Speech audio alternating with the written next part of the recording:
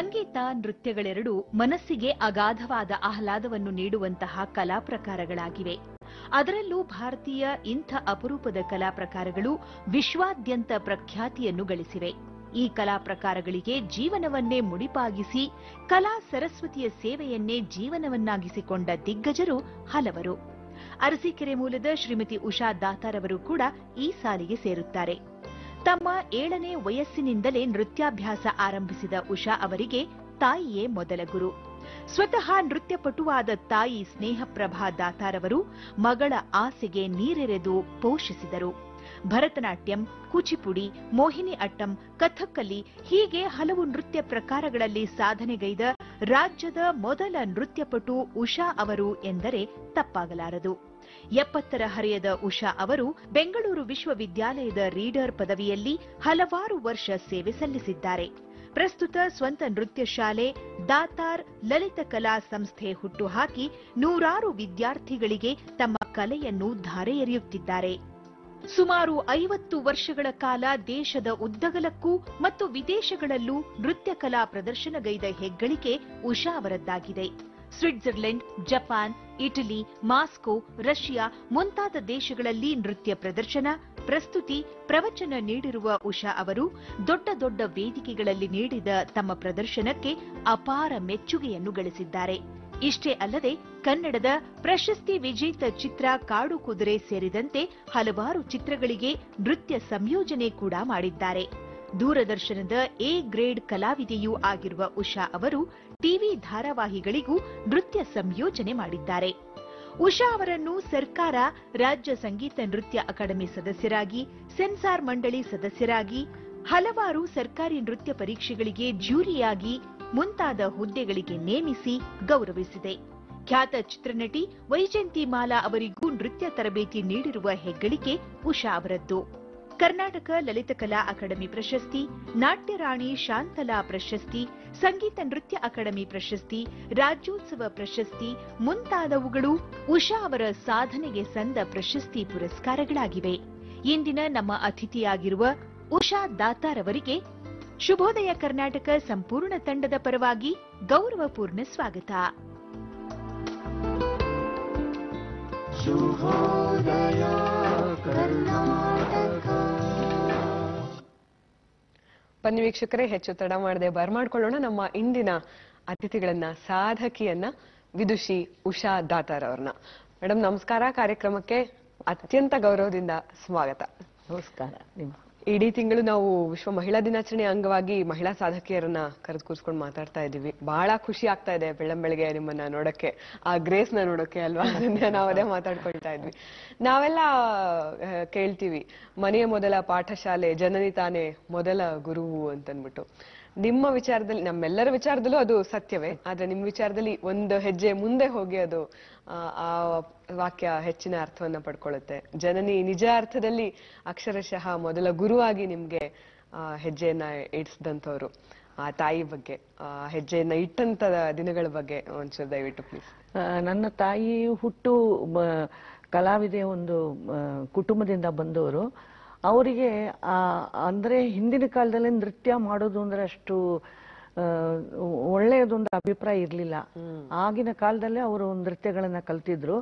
ಅವ್ರಿಗೊಂದು ಆಸೆ ಇದ್ದದ್ದೇನು ಅಂದ್ರೆ, ನನಗೆ ಹೆಣ್ಣು ಮಗು ಹುಟ್ಟಿದ್ರೆ ಅವಳಿಗೆ ಈ ನೃತ್ಯದಲ್ಲೇ ಅವಳನ್ನ ತರಬೇತಿ ಕೊಟ್ಟು ಮುಂದೆ ತರಬೇಕು ಅನ್ನೋ ಒಂದು ಆಸೆ ಇತ್ತು. ಆ ಆಸೆ ಪ್ರಕಾರ ನಾನು ಹುಟ್ಟಿದ ಮೇಲೆ ನನ್ನ ತಾಯಿನೇ ನನಗೆ 3 ವರ್ಷದ ಮಗು ಇರ್ಬೇಕಾದ್ರೆ ಮೊದಲನೇ ಗುರು ನನ್ನ ತಾಯಿನೇ ನನಗೆ. ಆ ತಾಯಿಯಿಂದ ನಾನು ಪಾಠ ಕಲಿತೆ. ಅದಕ್ಕೆ ಕಾರಣನೂ ಉಂಟು. ಯಾಕಂದ್ರೆ ಹಿಂದೆ ಒಂದು ಇದರಲ್ಲಿ ಒಂದು ಸಿನಿಮಾ ಬಂದಿತ್ತು, ಅದು ಚಂದ್ರಲೇಖ ಅಂತ ಹೇಳಿ. ಅದರಲ್ಲಿ ಒಂದು ಡ್ರಮ್ಮಿನ ಮೇಲೆ ಮಾಡುವಂತ ಒಂದು ನೃತ್ಯವನ್ನು ನಾನು ನೋಡ್ತಾ ಇದ್ದೆ ಸಿನಿಮಾದಲ್ಲಿ. ಅದನ್ನ ನನಗೆ ಸಿನಿಮಾ ಬಗ್ಗೆ ಏನೂ ನೆನಪಿಲ್ಲ, ಅದೊಂದೇ ನೃತ್ಯದ ಬಗ್ಗೆ ನೆನಪಿರೋದು. ಆ ಡ್ರಮ್ ಮೇಲೆ ಎಲ್ಲ ಡಾನ್ಸರ್ಸು ಡಾನ್ಸ್ ಮಾಡೋದನ್ನ ನೋಡಿ ನಾನು ಅವಾಗ ಟೆಂಟ್ ನಮ್ಮೂರಲ್ಲೆಲ್ಲ ಸಣ್ಣ ಹಳ್ಳಿ, ಆ ಟೆಂಟಿನ ಮುಂದೆ ಹೋಗಿ ನಾನು ಡಾನ್ಸ್ ಮಾಡ್ತಾ ಇದ್ದಂತೆ.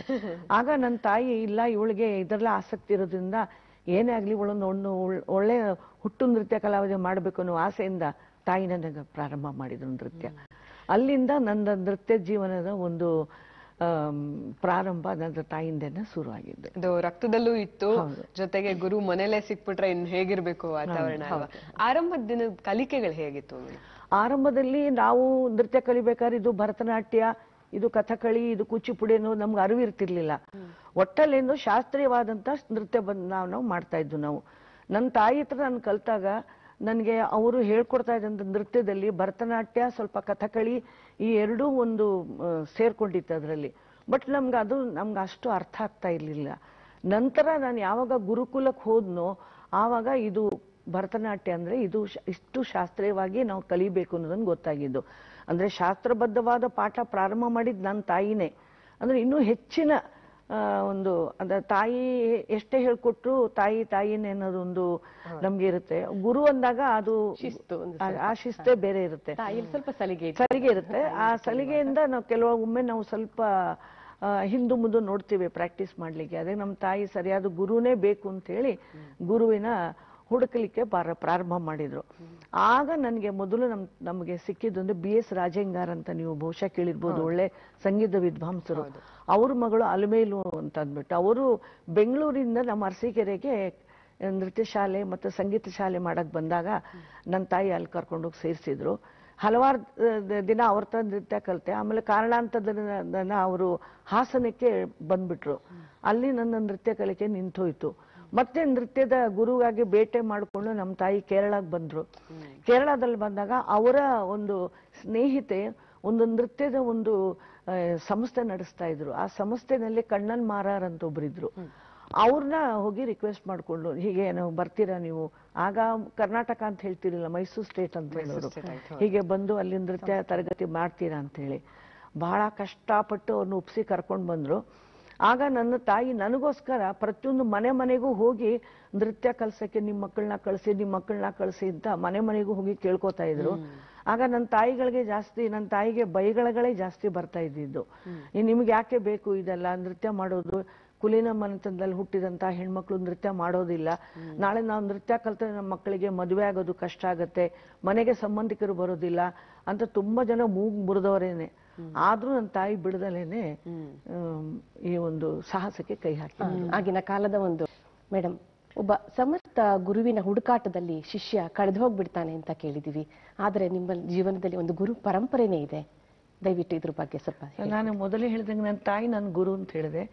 ಆಮೇಲೆ BS ರಾಜೇಂಗಾರ್ ಮಗಳು ವಾಲ್ಮೇಲು ಅಂತ ಹೇಳಿದೆ. ಆಮೇಲೆ ಕಣ್ಣನ್ ಮಾರಾರ್ ಹತ್ರ ಡಾನ್ಸ್ ಕಲಿತಾ ಇರ್ಬೇಕಂದ್ರೆ ಮತ್ತೆ ನಾನು ಕಲಿಕೆ ನಿಂತೋಯ್ತು ಅರ್ಧಕ್ಕೆನೆ. ನನ್ನ ತಾಯಿಗೆ ಬಹಳ ಬೇಸರ ಆಯ್ತು. ನನ್ನ ಆಸೆ ಇಲ್ಲಿಗೆ ಈಡೇರಲಿಲ್ವಲ್ಲ ಅಂತ ಏನ್ ಮಾಡೋದು ಅಂತ ಗುರುಗಳ ಹುಡುಕಾಟದಲ್ಲೇ ಇದ್ದಾಗ ಒಮ್ಮೆ ನನ್ನ ಒಂದು ಅಂಗಡಿ ಕರ್ಕೊಂಡು ಹೋಗಿದ್ರು ಬಟ್ಟೆ ತಗೊಳ್ಳಿಕ್ಕೆ. ಆ ಬಟ್ಟೆನ ಪ್ಯಾಕ್ ಮಾಡಿಕೊಡ್ಬೇಕಾದ್ರೆ ಒಂದು ಮಲಯಾಳಿ ಭಾಷೆಯ ಪೇಪರ್ ಅಲ್ಲಿ ಅವರು ಅದನ್ನ ಕವರ್ ಮಾಡಿ ಕೊಟ್ಟಿದ್ರು. ನನ್ನ ತಾಯಿ ಹುಟ್ಟಿ ಬೆಳೆದಿದ್ದೆಲ್ಲ ಕೇರಳದಲ್ಲಿದ್ದ ಒಂದು ಮಾಮೂಲಾಗಿ ಭಾಷಾಭಿಮಾನ ಇದ್ದೇ ಇರುತ್ತೆ. ಅದ್ರಲ್ಲಿ ನೋಡಿದಾಗ ಕಲಾಮಂಡಲಂನಲ್ಲಿ ನೃತ್ಯ ಕಲೀಲಿಕ್ಕೆ ವಿದ್ಯಾರ್ಥಿನ ತಗೋತಾ ಇದ್ದೀವಿ ಅನ್ನೋದೊಂದು ಅಡ್ವರ್ಟೈಸ್ಮೆಂಟ್ ನೋಡಿದ್ರು. ನೋಡಿದ ತಕ್ಷಣ ನಮ್ಮ ತಾಯಿಗೆ ಖುಷಿ ಆಯ್ತು, ಪರವಾಗಿಲ್ಲ ಮುಂದುವರಿಬಹುದು ಅಂತ ಹೇಳಿ ಅದಕ್ಕೆ ಒಂದು ಇದನ್ನ ಅರ್ಜಿಯನ್ನ ಹಾಕಿದ್ರು. ಅರ್ಜಿಯನ್ನ ಹಾಕಿದ್ಮೇಲೆ ನನಗೇನೋ ಅಲ್ಲಿ ಅರ್ಜಿನಲ್ಲಿ ಇಂಟರ್ವ್ಯೂಗೆ ಬರ್ಲಿಕ್ಕೆಲ್ಲ ಪರ್ಮಿಷನ್ ಸಿಕ್ತು, ಎಲ್ಲ ಇತ್ತು. ತುಂಬಾ ಕಷ್ಟದಲ್ಲಿತ್ತು, ಬಹಳ ಬಡತನದಲ್ಲಿದ್ದು ನಾವು ತುಂಬಾ.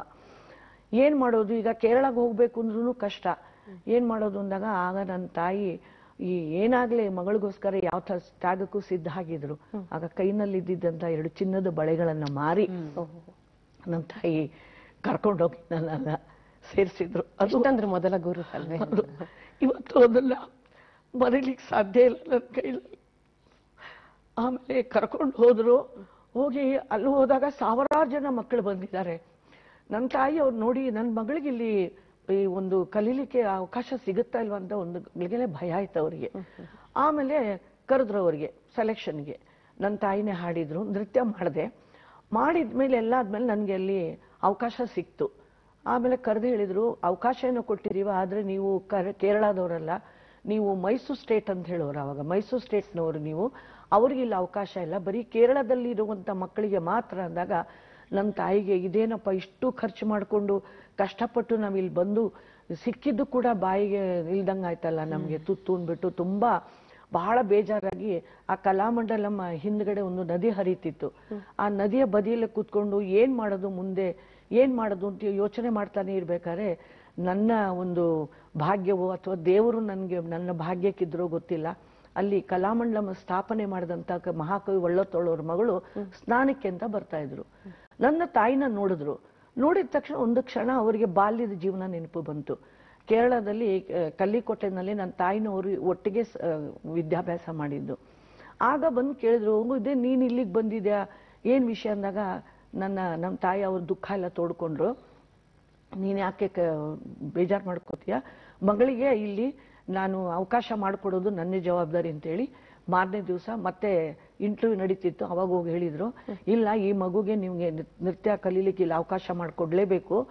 ಆ ಮಗು ಏನೋ ಹುಟ್ಟಿದ್ದು ಮೈಸೂರು ಸ್ಟೇಟ್ನಲ್ಲಿ ಇರ್ಬೋದು, ಅದರ ತಾಯಿ ಬೆಳೆದಿದ್ದು ಹುಟ್ಟಿದ್ದೆಲ್ಲ ಕೇರಳದಲ್ಲೇ, ನನ್ನ ಬಾಲ್ಯ ಸ್ನೇಹಿತೆ ಆಕೆ, ಆ ಒಂದು ಕನ್ಸಿಡರೇಷನ್ ಮೇಲೆ ನೀವು ಅವಳಿಗೆ ಇಲ್ಲಿ ಸೀಟ್ ಕೊಡ್ಲೇಬೇಕು ಅಂದ್ರು. ಆಯ್ತು ಅಂತ ಅದೇನೋ ಆಯ್ತು. ಎಲ್ಲ ಆದ್ಮೇಲೆ ಇದನ್ ಮಾಡಿದ್ರು, ಮಗು ನೋಡಿದ್ರೇನೆ 7-8 ವರ್ಷ ಅವಳಿಗೆ ಅಷ್ಟೇನೆ. ಇಲ್ಲಿ ಇರ್ತಾಳ, ಇದನ್ನ ಈ ಒಂದು ಇಲ್ಲಿ ಅಂದ್ರೆ ಅಲ್ಲಿ ಗುರುಕುಲ ಅಭ್ಯಾಸ, ಭಾಷೆ ಬರೋದಿಲ್ಲ, ಕನ್ನಡ ಬಿಟ್ಟರೆ ನಂಗೆ ಬೇರೆ ಬರೋದಿಲ್ಲ, ಈ ಮಗು ಇರುತ್ತೋ ಇಲ್ವೋ ಇಲ್ಲಿ ಅಂದ್ಬಿಟ್ಟು ಕೊನೆಗೆ ಇಲ್ಲ ಅವಳು ಇರೋ ಜವಾಬ್ದಾರಿ ನಂದು, ಅವಳು ಇರಿಸ್ತೀನಿ ನಾನು ಅಂತ ಹೇಳಿ ಊರಿಗೆ ಬಂದ್ಮೇಲೆ ತಿರ್ಗಾ ಒಂದು ಕಾಗ್ದ ಬಂತು. ಯಾಕಂದ್ರೆ ನಿಮ್ಮ ಮಗಳು ಮತ್ತೆ ಮಧ್ಯದಲ್ಲಿ ಬಿಟ್ಟು ಹೋದ್ರೆ ನಿಮ್ಮ ಮಗಳ ಮೇಲೆ ಸಾವಿರಾರು ರೂಪಾಯಿ ನಾವು ಖರ್ಚು ಮಾಡಿ ಅವಳಿಗೆ ವಿದ್ಯಾಭ್ಯಾಸಕ್ಕೆ ಮಾಡಿರ್ತೀವಿ, ಆ ದುಡ್ಡು ನಮ್ಗೆ ರಿಟರ್ನ್ಸ್ ಹೆಂಗ್ ಬರೋದು, ಅದನ್ನ ನೀವು ಒಂದಿಷ್ಟು ಅಮೌಂಟ್ ಅಂತ ದುಡ್ಡು ಕಟ್ಟಲೇಬೇಕು ಅಂತ. ನನ್ನ ತಾಯಿಗೆ ಮತ್ತೆ ಚಿಂತೆ ಆಯ್ತು, ನಮಗೆ ಊಟಕ್ಕೊಂದು ಹೊತ್ತು ಇಲ್ಲದೆ ಇರಬೇಕಾದ್ರೆ ನಾನು ಎಲ್ಲಿಂದ ದುಡ್ಡು ತರಲಿ ಅಂತ ಯೋಚನೆ ಮಾಡ್ತಾ ಕೂತಿದ್ದಾಗ ಅದೇ ಹಾಸನ್ನಲ್ಲಿ ಒಬ್ರು ಇನ್ಕಮ್ ಟ್ಯಾಕ್ಸ್ ಆಫೀಸರ್ ಇದ್ರು, ಗೋಪಾಲನ್ ನಾಯರ್ ಅಂತ ಹೇಳಿ, ಅವರು ಕೇರಳದವರು. ಅವ್ರಿಗೆ ನನ್ನ ತಾಯಿ ಪರಿಚಯ ಆಗೈತೆ. ಅವರಲ್ಲಿ ಯಾವಾಗಂದ್ರೆ ವ್ಯಾಪಾರಸ್ಥನ IT ಇದಕ್ಕೋಸ್ಕರ ಬರೋರು ಅವರು. ಆವಾಗ ನಮ್ಮ ಮನೆಗೆ ಬಂದಾಗ ಕೇಳಿದ್ರು, ಏನಮ್ಮ ತುಂಬಾ ದುಃಖದಲ್ಲಿ ಇದೆಯಲ್ಲ, ಏನಾಯ್ತು, ಹೋಗಿದ್ ಕೆಲಸ ಏನಾಯ್ತು, ಎಲ್ಲ ಆಯ್ತು, ಮತ್ತೆ ಒಂದು ಕಾಗ್ದ ಬರ್ದಿದೆ ಹೀಗೆ, ನಾನು ದುಡ್ಡು ಕಟ್ಬೇಕು ಅಂತ, ನಮ್ಮ ಹತ್ರ ಪರಿಸ್ಥಿತಿ ಇಲ್ಲ, ತುಂಬಾ ಬಡತನದಲ್ಲಿ ಇದೀವಿ, ಏನ್ ಮಾಡೋದು. ಆ ತರ ಅವ್ರು ಕೊಡೋದೇ ಅಂದ್ರೆ, ನಾನ್ ನಿಮ್ ಮಗಳಿಗೆ ಬಾಂಬೆ ಕಳಿಸಿ ಗೋಪಿಕೃಷ್ಣ ಹತ್ರ ಡಾನ್ಸ್ ಕಲಿಸ್ತೀನಿ, ನೀವ್ ವರಿ ಮಾಡ್ಬಿಡಿ, ನನ್ಗೆ ಹಿಂಗು ಮಕ್ಳು ಇಲ್ಲ ಅಂದ್ರು. ಇಲ್ಲ ನನ್ಗೆ ಕೇರಳದಲ್ಲಿ ಭರತನಾಟ್ಯಂ ಕಲಿಸ್ಬೇಕು ಅನ್ನೋ ಆಸೆ ಇದೆ ನನ್ಗೆ ಅಂದ್ರು. ಕೊನೆಗೆ ಗೋಪಾಲನ್ ನಾಯರ್ ಏನ್ ಮಾಡಿದ್ರು, ಇರ್ಲಿ ಅಂದ್ಬಿಟ್ಟು ಅವ್ರು ಏನ್ ಮಾಡಿದ್ರು, ಕೇರಳಕ್ಕೆ ಫೋನ್ ಮಾಡಿದ್ರು. ಅಲ್ಲಿ ಆವಾಗ ಕೇರಳದಲ್ಲಿ ಅಲ್ಲಿ ತ್ರಿಶೂರ್ ಅಂತ ಊರಿದೆ, ಆ ಡಿಸ್ಟಿಕ್, ಅಲ್ಲೇನೆ ಕಲಾಮಂಡಲಕ್ಕೆ ಸಂಬಂಧಪಟ್ಟಿದ್ದಂತ ವ್ಯವಹಾರಗಳೆಲ್ಲ ನಡೆಯೋದು. ಅಲ್ಲಿ ಫೋನ್ ಮಾಡ್ದ, ಅಲ್ಲಿನ ಕಲೆಕ್ಟರ್, ಇವಾಗ ಏನು IAS ಆಫೀಸರ್ ಅಂತ ಹೇಳ್ತಿಲ್ಲ, ಕಲೆಕ್ಟರ್, ಆ ಕಲೆಕ್ಟರ್ ಗೋಪಾಲ್ ನಾಯರು ಮತ್ತೆ ತಿರ್ಗಾ ಬಾಲ್ಯ ಸ್ನೇಹಿತರಂತೆ. ನೋಡಿ ದೇವರು ಹೆಂಗೆ ನಾವು ತಗೊಂಡ್ ಬರ್ತಾನೆ ರಿಲೇಶನ್ಶಿಪ್ ಅನ್ನಕ್ಕೆ. ಆವಾಗ ಹೇಳಿದ್ರಂತೆ, ನೋಡಿ ಹೀಗೆ ಒಂದು ಸಮಸ್ಯೆ ಆಗಿದೆ, ಈ ಮಗುಗೆ ನೀವು ಇಲ್ಲಿ ಅವಕಾಶ ಕೊಡ್ಲೇಬೇಕು, ಅದಕ್ಕೇನ್ ದುಡ್ಡು ಬೇಕು ನಾನ್ ಕಟ್ತೀನಿ, 5 ವರ್ಷ ನಾನು ಅದಕ್ಕೆ ನಿಂತ್ಕೋತೀನಿ, ಆ ದುಡ್ಡು ಇದಕ್ಕೋಸ್ಕರ, ಮಗು ಕಲಿಕೆಗೋಸ್ಕರ ನೀನ್ ಅವಳಿಗೆ ಪರ್ಮಿಷನ್ ಕೊಡ್ಲೇಬೇಕು ಅಂದ್ರು. ನಂತರ ನನ್ಗಲ್ಲಿ ಸೀಟ್ ಸಿಕ್ತು, ಎಲ್ಲ ಆಯ್ತು, ಕರ್ಕೊಂಡೋಗ್ಬಿಟ್ರು. ನನಗೆ ಅಲ್ಲಿ ಗುರುಕುಲ ಅಭ್ಯಾಸ ಗೊತ್ತಲ್ಲ ನಿಮ್ಗೆ, ಬೆಳಿಗ್ಗೆ 4 ಗಂಟೆಗೆ ಹೇಳ್ಬೇಕು, ತಣ್ಣೀರ್ ಸ್ನಾನ, ಹೊಳೆನಲ್ಲಿ ಸ್ನಾನ ಮಾಡ್ಬೇಕು, ನಮ್ಗೆ ಆ ಅಭ್ಯಾಸ ಎಲ್ಲ, ಬೆಳಿಗ್ಗೆ ಟೀ ಕಾಫಿ ಕುಡ್ದು ರೂಢಿ, ನಮ್ಗೆ ಅದೆಲ್ಲ ಏನಿಲ್ಲ, ಅಲ್ಲಿ ವ್ಯಾಯಾಮ ಮಾಡ್ಬೇಕು, ಎಲ್ಲ ಕರ್ಕೊಂಡೋಗಿ ಸೇರ್ಸೋದನ್ನು ಸೇರಿಸಿದ್ರು. ಒಂದ್ ತಿಂಗಳಾದ್ಮೇಲೆ ದಿನ ಅಳೋದು ನಾನು, ನಂಗೆ ಭಾಷೆ ಬರೋದಿಲ್ಲ. ನನ್ನ ತಾಯಿ ಒಂದು 3 ಇದನ್ನ ಹೇಳ್ಕೊಟ್ಟಿದ್ರು, ಏನಂದ್ರೆ ಮಲಯಾಳಿ ಭಾಷೆನಲ್ಲಿ ಪೇರೆಂದ ಅಂದ್ರೆ ನಿನ್ ಹೆಸರೇನು, ಎಂದೆ ಪೇರು ಉಷಾದಾತಾರ್, ಊಣ ಕழிഞ്ഞೋ, ಊಟ ಆಯ್ತಾ ಅಂತ ಕೇಳಿದ್ರೆ ಇಲ್ಲ ಅಂತ ಹೇಳ್ಬೇಕು. ಒಂದು 3-4 ಇದನ್ನ ಹೇಳ್ಕೊಟ್ಟಿದ್ರು, ಅದನ್ನ ಕನ್ನಡದಲ್ಲಿ ಬರ್ಕೊಂಡು ಹೋಗಿದ್ ಅಷ್ಟೇ, ಬಿಟ್ರೆ ಇನ್ನೇನು ಬರ್ತಿರ್ಲಿಲ್ಲ. ಆಮೇಲೆ ಕಲಾಮಂಡಲಂನವ್ರು ಏನ್ ಮಾಡಿದ್ರು, ಕಾಗ್ದ ಬರೆದ್ರು, ನಿಮ್ ಮಗಳನ್ನ ಇಟ್ಕೊಳಕ್ ತುಂಬಾ ಕಷ್ಟ ಆಗ್ತಿದೆ, 3 ಹೊತ್ತು ಅಳ್ತಾ ಇರ್ತಾಳೆ, ನಮ್ಗೆ ತುಂಬಾ ಕಷ್ಟ ಆಗ್ತಿದೆ ಪಾಠ ಮಾಡ್ಲಿಕ್ಕೆ, ದಯವಿಟ್ಟು ಬಂದು ಕರ್ಕೊಂಡು ಹೋಗಿ ಅಂತ. ನಮ್ ತಾಯಿ ಏನ್ ಮಾಡಿದ್ರು, ನಮ್ ತಂದೆಗೆ ಬರ್ಬೇಕಾದ್ರೆ ಕೈನಲ್ಲಿ ಒಂದು ಕೋಲ್ ಕೊಟ್ಟು ಕಳ್ಸಿದ್ರು, ಯಾಕಂದ್ರೆ ಹೋಗಿ 4 ಚೆನ್ನಾಗಿ ಹೊಡೆದ್ಬಿಡಿ ಅವಳಿಗೆ ನೀವು ಅಂತ. ಇಷ್ಟು ಕಷ್ಟಪಟ್ಟು ನಾನು ಸೀಟ್ ತಗೊಂಡಿದ್ದೀನಿ, ಯಾರೋ ದೇವರಂಗ್ ಬಂದು ನಮ್ಮ ಕಲಿಕೆಗೋಸ್ಕರ ನಿಂತಾಗ ಈ ಹುಡುಗಿ ಹಿಂಗ್ ಮಾಡ್ತಾಳಲ್ಲ ಅಂತ ಹೇಳಿ ನಮ್ ತಂದೆಗೆ ಕಷ್ಟ ಹೊಡಿಲಿಕ್ಕೆ. ಯಾಕಂದ್ರೆ ನನ್ ತಂಗಿ ಆಗೇನು ಹುಟ್ಟಿ 3 ತಿಂಗಳು ಮಗುವುದು, ಹೆಂಗ್ ಹೊಡಿಯೋದು ಅಂತ, ಇಲ್ಲ ನೀವು ಹೊಡಿಲೇಬೇಕು, ಇಲ್ದ್ರೆ ನಾನ್ ಬಂದು ಹೊಡಿತೀನಿ. ಆಮೇಲೆ ಸೀದಾ ನಮ್ ತಂದೆ ಬಂದ್ರು, ಬಂದ್ಮೇಲೆ ಹೇಳಿದ್ರು, ನಿಮ್ ಮಗಳನ್ನ ಕರ್ಕೊಂಡೋಗಿ ನಾವಿಲ್ಲಿ ಇರಿಸ್ಕೊಳ್ಳೋದಿಲ್ಲ, ಅದಕ್ಕಿಲ್ಲ ಸ್ವಲ್ಪ ಆಚೆ ಕರ್ಕೊಂಡು ಹೋಗ್ಬೋದಾ ಗುರುಕುಲದಿಂದ ಕರ್ಕೊಂಡು ಹೋಗಿ ಗೇಟ್ ಹತ್ರ ಚೆನ್ನಾಗಿ ಹೊಡೆದ್ರು ನನಗೆ, ಪಟ ಹೊಡೆದೆ. ನಾನು ಅಳಕ್ ಶುರು ಮಾಡಿದೆ, ನಂಗೆ ಹೊಡಿಬೇಡ ಅಂತ. ಇಲ್ಲ ನೀನ್ ಇಲ್ಲಿರ್ಬೇಕು, ಇಲ್ಲಾಂದ್ರೆ ಸಾಯ್ಬೇಕು, ನೀನು ಎರಡರಲ್ಲಿ ಯಾವ್ದು ಡಿಸೈಡ್ ಮಾಡ್ತೇನೆ ನೀನು ಹೇಳು, ನಿನ್ ತಾಯಿ ಎಷ್ಟು ಕಷ್ಟಪಟ್ಟು ಕರ್ಕೊಂಬಂದ್ಯಾಳೆ ನಿನ್ಗೆ ಅಂತ. ಆವಾಗ ಬಾಂಬೆಯಿಂದ ಒಂದಷ್ಟು ಜನ ಕಲಾವಿದ್ರು ಕಲಾಮಂಡಲಂನ ಇಂಟರ್ವ್ಯೂ ಮಾಡಕ್ ಬಂದಿದ್ರು. ಅವ್ರು ಬಂದು ನಮ್ಮ ತಂದೆ ಕೇಳಿದ್ರು, ಕ್ಯೂ ಈ ಲಡ್ಕಿ ಕೋ ಐಸಾ ಮಾರ್ ರಹೆ ಅಂತ. ಅವಾಗ ನಮ್ಮ ತಂದೆ ಹೇಳಿದ್ರು, ನೋಡಿ ಎಷ್ಟು ಕಷ್ಟಪಟ್ಟು ಸೀಟ್ ತಗೊಂಡಿದ್ದೀವಿ, ಅವಳು ಇಲ್ಲಿ ಇರಲ್ಲ ಅಂತ ಹೇಳ್ತಾಳೆ, ಅದಕ್ಕೆ ಹೊಡಿತಾ ಇದ್ದೀನಿ ನಾನು, ನಮ್ಮ ಹೆಂಡತಿದ ಆರ್ಡರ್ ಇದು. ಹಂಗ ಹೊಡಿಬೇಡಿ ಮಗುಗೆ, ಎಳೆ ಮನಸ್ಸದು, ನಾವು ಅವಳಿಗೆ ಬುದ್ಧಿ ಹೇಳ್ತೀವಿ ಅಂತ ಕೇಳಿ ಅವರು ಹಿಂದಿಲಿ ಕೇಳಿದ್ರು, ನಿಂಗೆ ಹಿಂದಿ ಅರ್ಥ ಆಗುತ್ತಂದ. ನಿಂಗೆ ವೈಜಯಂತಿ ಮಾಲಾ, ಪದ್ಮಿನಿ, ಲಲಿತಾ, ರಾಗಿಣಿ ನೋಡಿದ್ಯಾ? ಹಾ, ಡಾನ್ಸ್ ನೋಡಿದೀನಿ ಅಂದೆ.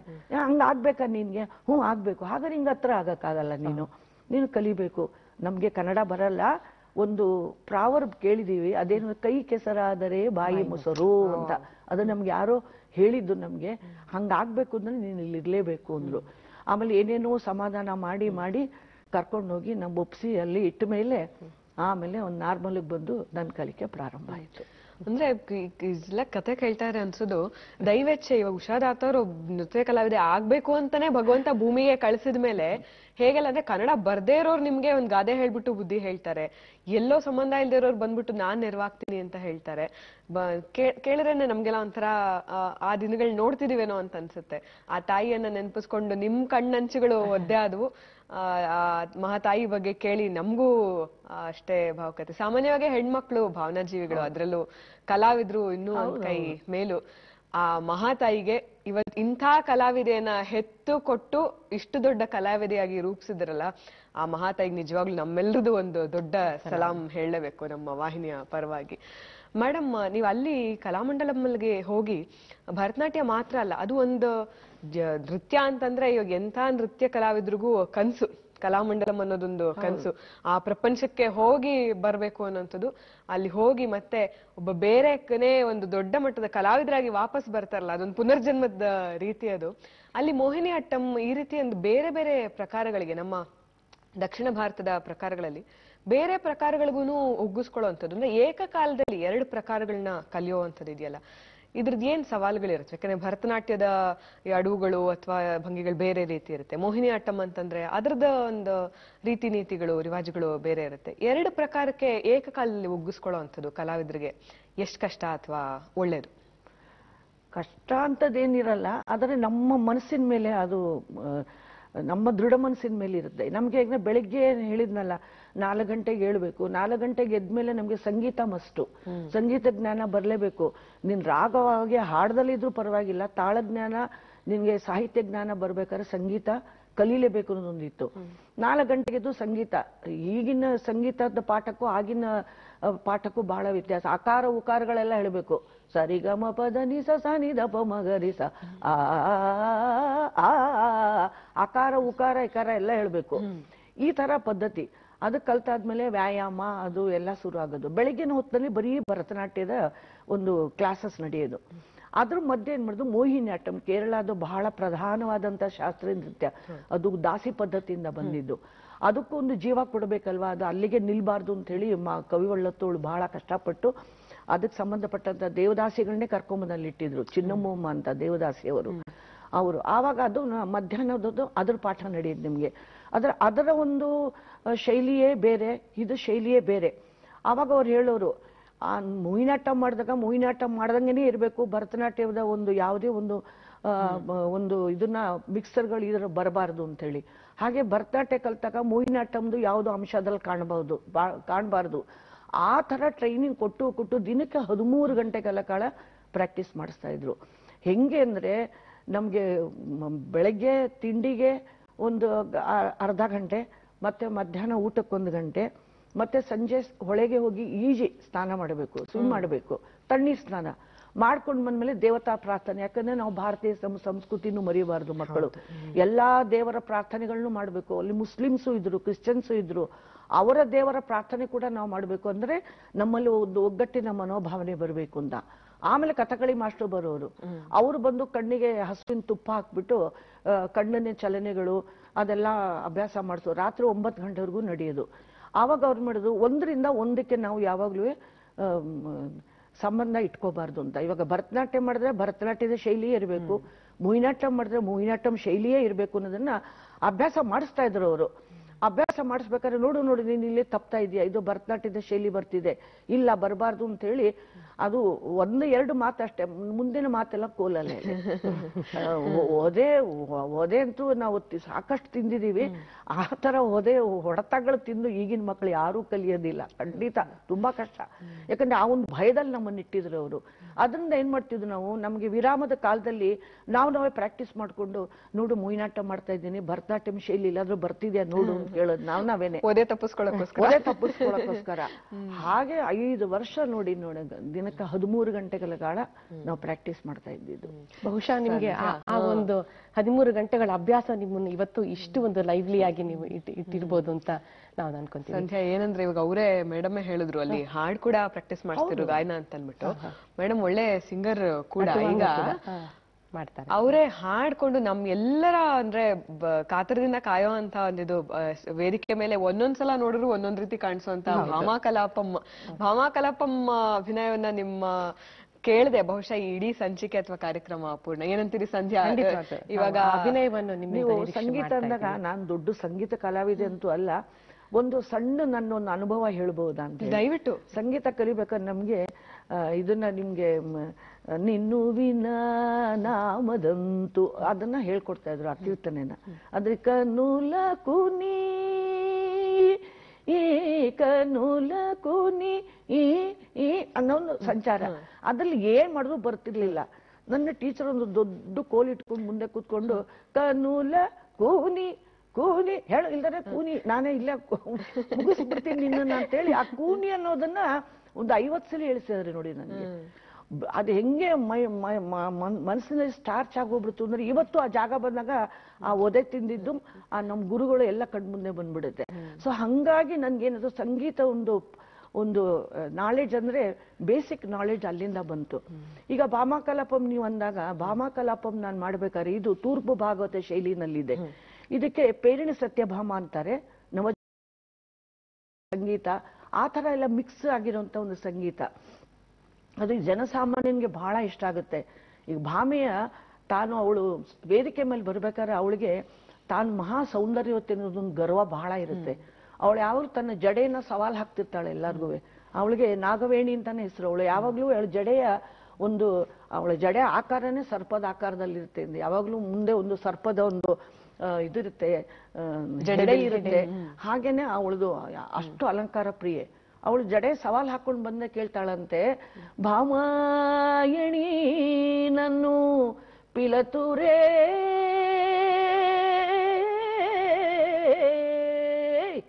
ಸತ್ಯ ಭಾಮಾಯಣಿ ನನ್ನು ತಲತುರೇ ಭಾಮಾಯಣಿ ನನ್ನು ಪ್ರೇಮ ತೋಲಲ ನುಂಡ ನಾಮರೋ ಹರುಡತಿ ನೇಡಿನ ಸತ್ಯ ಭಾಮ. ಅಂದ್ರೆ ನಾನು ಭಾಮೆ ಬರ್ತಾ ಇದ್ದೀನಿ, ಹುಷಾರಾಗಿರಿ ಎಲ್ರೂ ಅಂತೇಳಿ ಅಲ್ಲಿನ ಜನಗಳು ಎಲ್ಲ ಅಲರ್ಟ್ ಆಗಿ ಕುತ್ಕೋಬೇಕು. ಹಾಗೆ ತನ್ನ ಜಡೆ ಸವಾಲನ್ನು ತೋರಿಸಿ ತನ್ನ ಗರ್ವವನ್ನು ತೋರಿಸ್ಕೊಳ್ಳೋಳು. ಆವಾಗ ಅವಳು ಏನ್ ಮಾಡ್ತಾಳೆ ಅಂದ್ರೆ, ಈ ಜಡೆನೆ ಯಾಕೆ ಇದನ್ನ ಪ್ರಾಧಾನ್ಯತೆ ಇಲ್ಲಿ ಅಂದ್ರೆ, ಒಮ್ಮೆ ಕೃಷ್ಣ ಸತ್ಯಭಾಮೆ ಮನೆಗೆ ಬಂದಾಗ ಹಂಸತೂಲಿಕಾ ತಲ್ಪೋದಲ್ಲಿ ಮಲಗಿರ್ತಾರಂತೆ. ಕೃಷ್ಣ ಎಕ್ದಮ್ಗೆ 2 ಗಂಟೆಗೆ ಎದ್ಬಿಟ್ಟು, ಭಾಮ ಹೇಳು ಅಂತ ಹೇಳ್ತಾನಂತೆ. ಅವಳಿಗೆ ಕೋಪ ಬರ್ತಿ, 2 ಗಂಟೆನಲ್ಲಿ ಅಷ್ಟು ಒಳ್ಳೆ ನಿದ್ದೆ ಇರ್ಬೇಕಾದ್ರೆ ಇವನು ಯಾಕೆ ನನಗೆ ತೊಂದರೆ ಕೊಡ್ತಾ ಇದ್ದಾನೆ ಅಂತ. ಇಲ್ಲ ನೀನ್ ಹೇಳಮ್ಮ ನೀನು ಅಂತ ಎಪ್ಸಿ ದೊಡ್ಡ ಕನ್ನಡಿ ಮುಂದೆ ನಿಲ್ಲಿಸ್ತಾನಂತೆ. ನಿಲುವು ತಡ್ಡಂಬುಳು ನೀಳ ಚೂಪಿಂಚಿ ಮೇಲಿಂದ ಕೆಳವಳಿಗೆ ಅವಳನ್ನ ತೋರಿಸ್ತಾನಂತೆ, ನೋಡು ನೀನು ಅಂತ. ಆಮೇಲೆ ಸರ್ವಾಭರಣಂಬುಲು ಧರಿಂಪಜೇಚಿ ಅಂದ್ರೆ ಎಲ್ಲಾ ತರದ ಒಡವೆಗಳನ್ನ ಹಾಕ್ತಾನಂತೆ. ಆಮೇಲೆ ಜಡ ಚಕ್ಕಗದೂವಿ ನನ್ನ ತಲೆಯನ್ನ ತಾನೇ ಬಾಚಿ ಮಲ್ಲಿಪೂ ದಂಡಲು ವೇಸಿ ಆ ಜಡತು ಒಕ್ಕಸಾರಿ ಕೊಟ್ಟಮನ್ನಾರೇ ಅಮ್ಮ ಅಂತ. ಅದಕ್ ಮುಂಚೆ ಕೇಳ್ತಾನಂತೆ ಭಾಮನ್ಗೆ, ಭಾಮ ನೀವಾ ಚಕ್ಕನಿದಾನು, ನೀನೇ ಚಕ್ಕನೆ ವಾಡು, ನೀನ್ ಸೌಂದರ್ಯವಾಗಿದ್ಯಾ ನಾನ್ ಸೌಂದರ್ಯನಾ ಅಂತ ಕೇಳಿದಾಗ, ನೀನು ಕಪ್ಪಗಿದ್ಯಾ, ನಿನ್ಗೆಲ್ಲಿ ಬರ್ಬೇಕು ನನ್ ಬ್ಯೂಟಿ, ನಾನೇನೆ ಅಂತ ಬ್ಯೂಟಿಫುಲ್ ಲೇಡಿ ಗೊತ್ತಾ, ಸೌಂದರ್ಯವತಿ ನಾನೇ ಅಂತಾನೆ. ಹೋಗ್ಲಿ ಬಿಡು, ಸರಿ ಈ ಮಲ್ಗೆ ಮಗ್ಗಿನ ಜಡೆ ಹಾಕಿದ್ನಲ್ಲ ಆ ಜಡೆಯನ್ನು ಒಂದ್ಸರಿ ಹೊಡಿ ನೀನು ಅಂತಾನೆ. ಇವಳಿಗೆ 2 ತರ ಅವಳು ಡಬಲ್ಗೆ ಮಾಡ್ತಾಳೆ. ಅಲ್ಲೇಂದ ಒಂದು ಜಡೆಯಲ್ಲಿ ಹೊಡೆದ್ರೆ ಜಡೆ ನಲ್ಗೋಗ್ಬಿಡುತ್ತೆ, ಯಾಕಂದ್ರೆ ಹೂವ ಎಲ್ಲ ಉದುರಿ ಎಲ್ಲ ಹೋಗ್ಬಿಟ್ರೆ ಸೌಂದರ್ಯ ಕಮ್ಮಿ ಆಗುತ್ತೆ.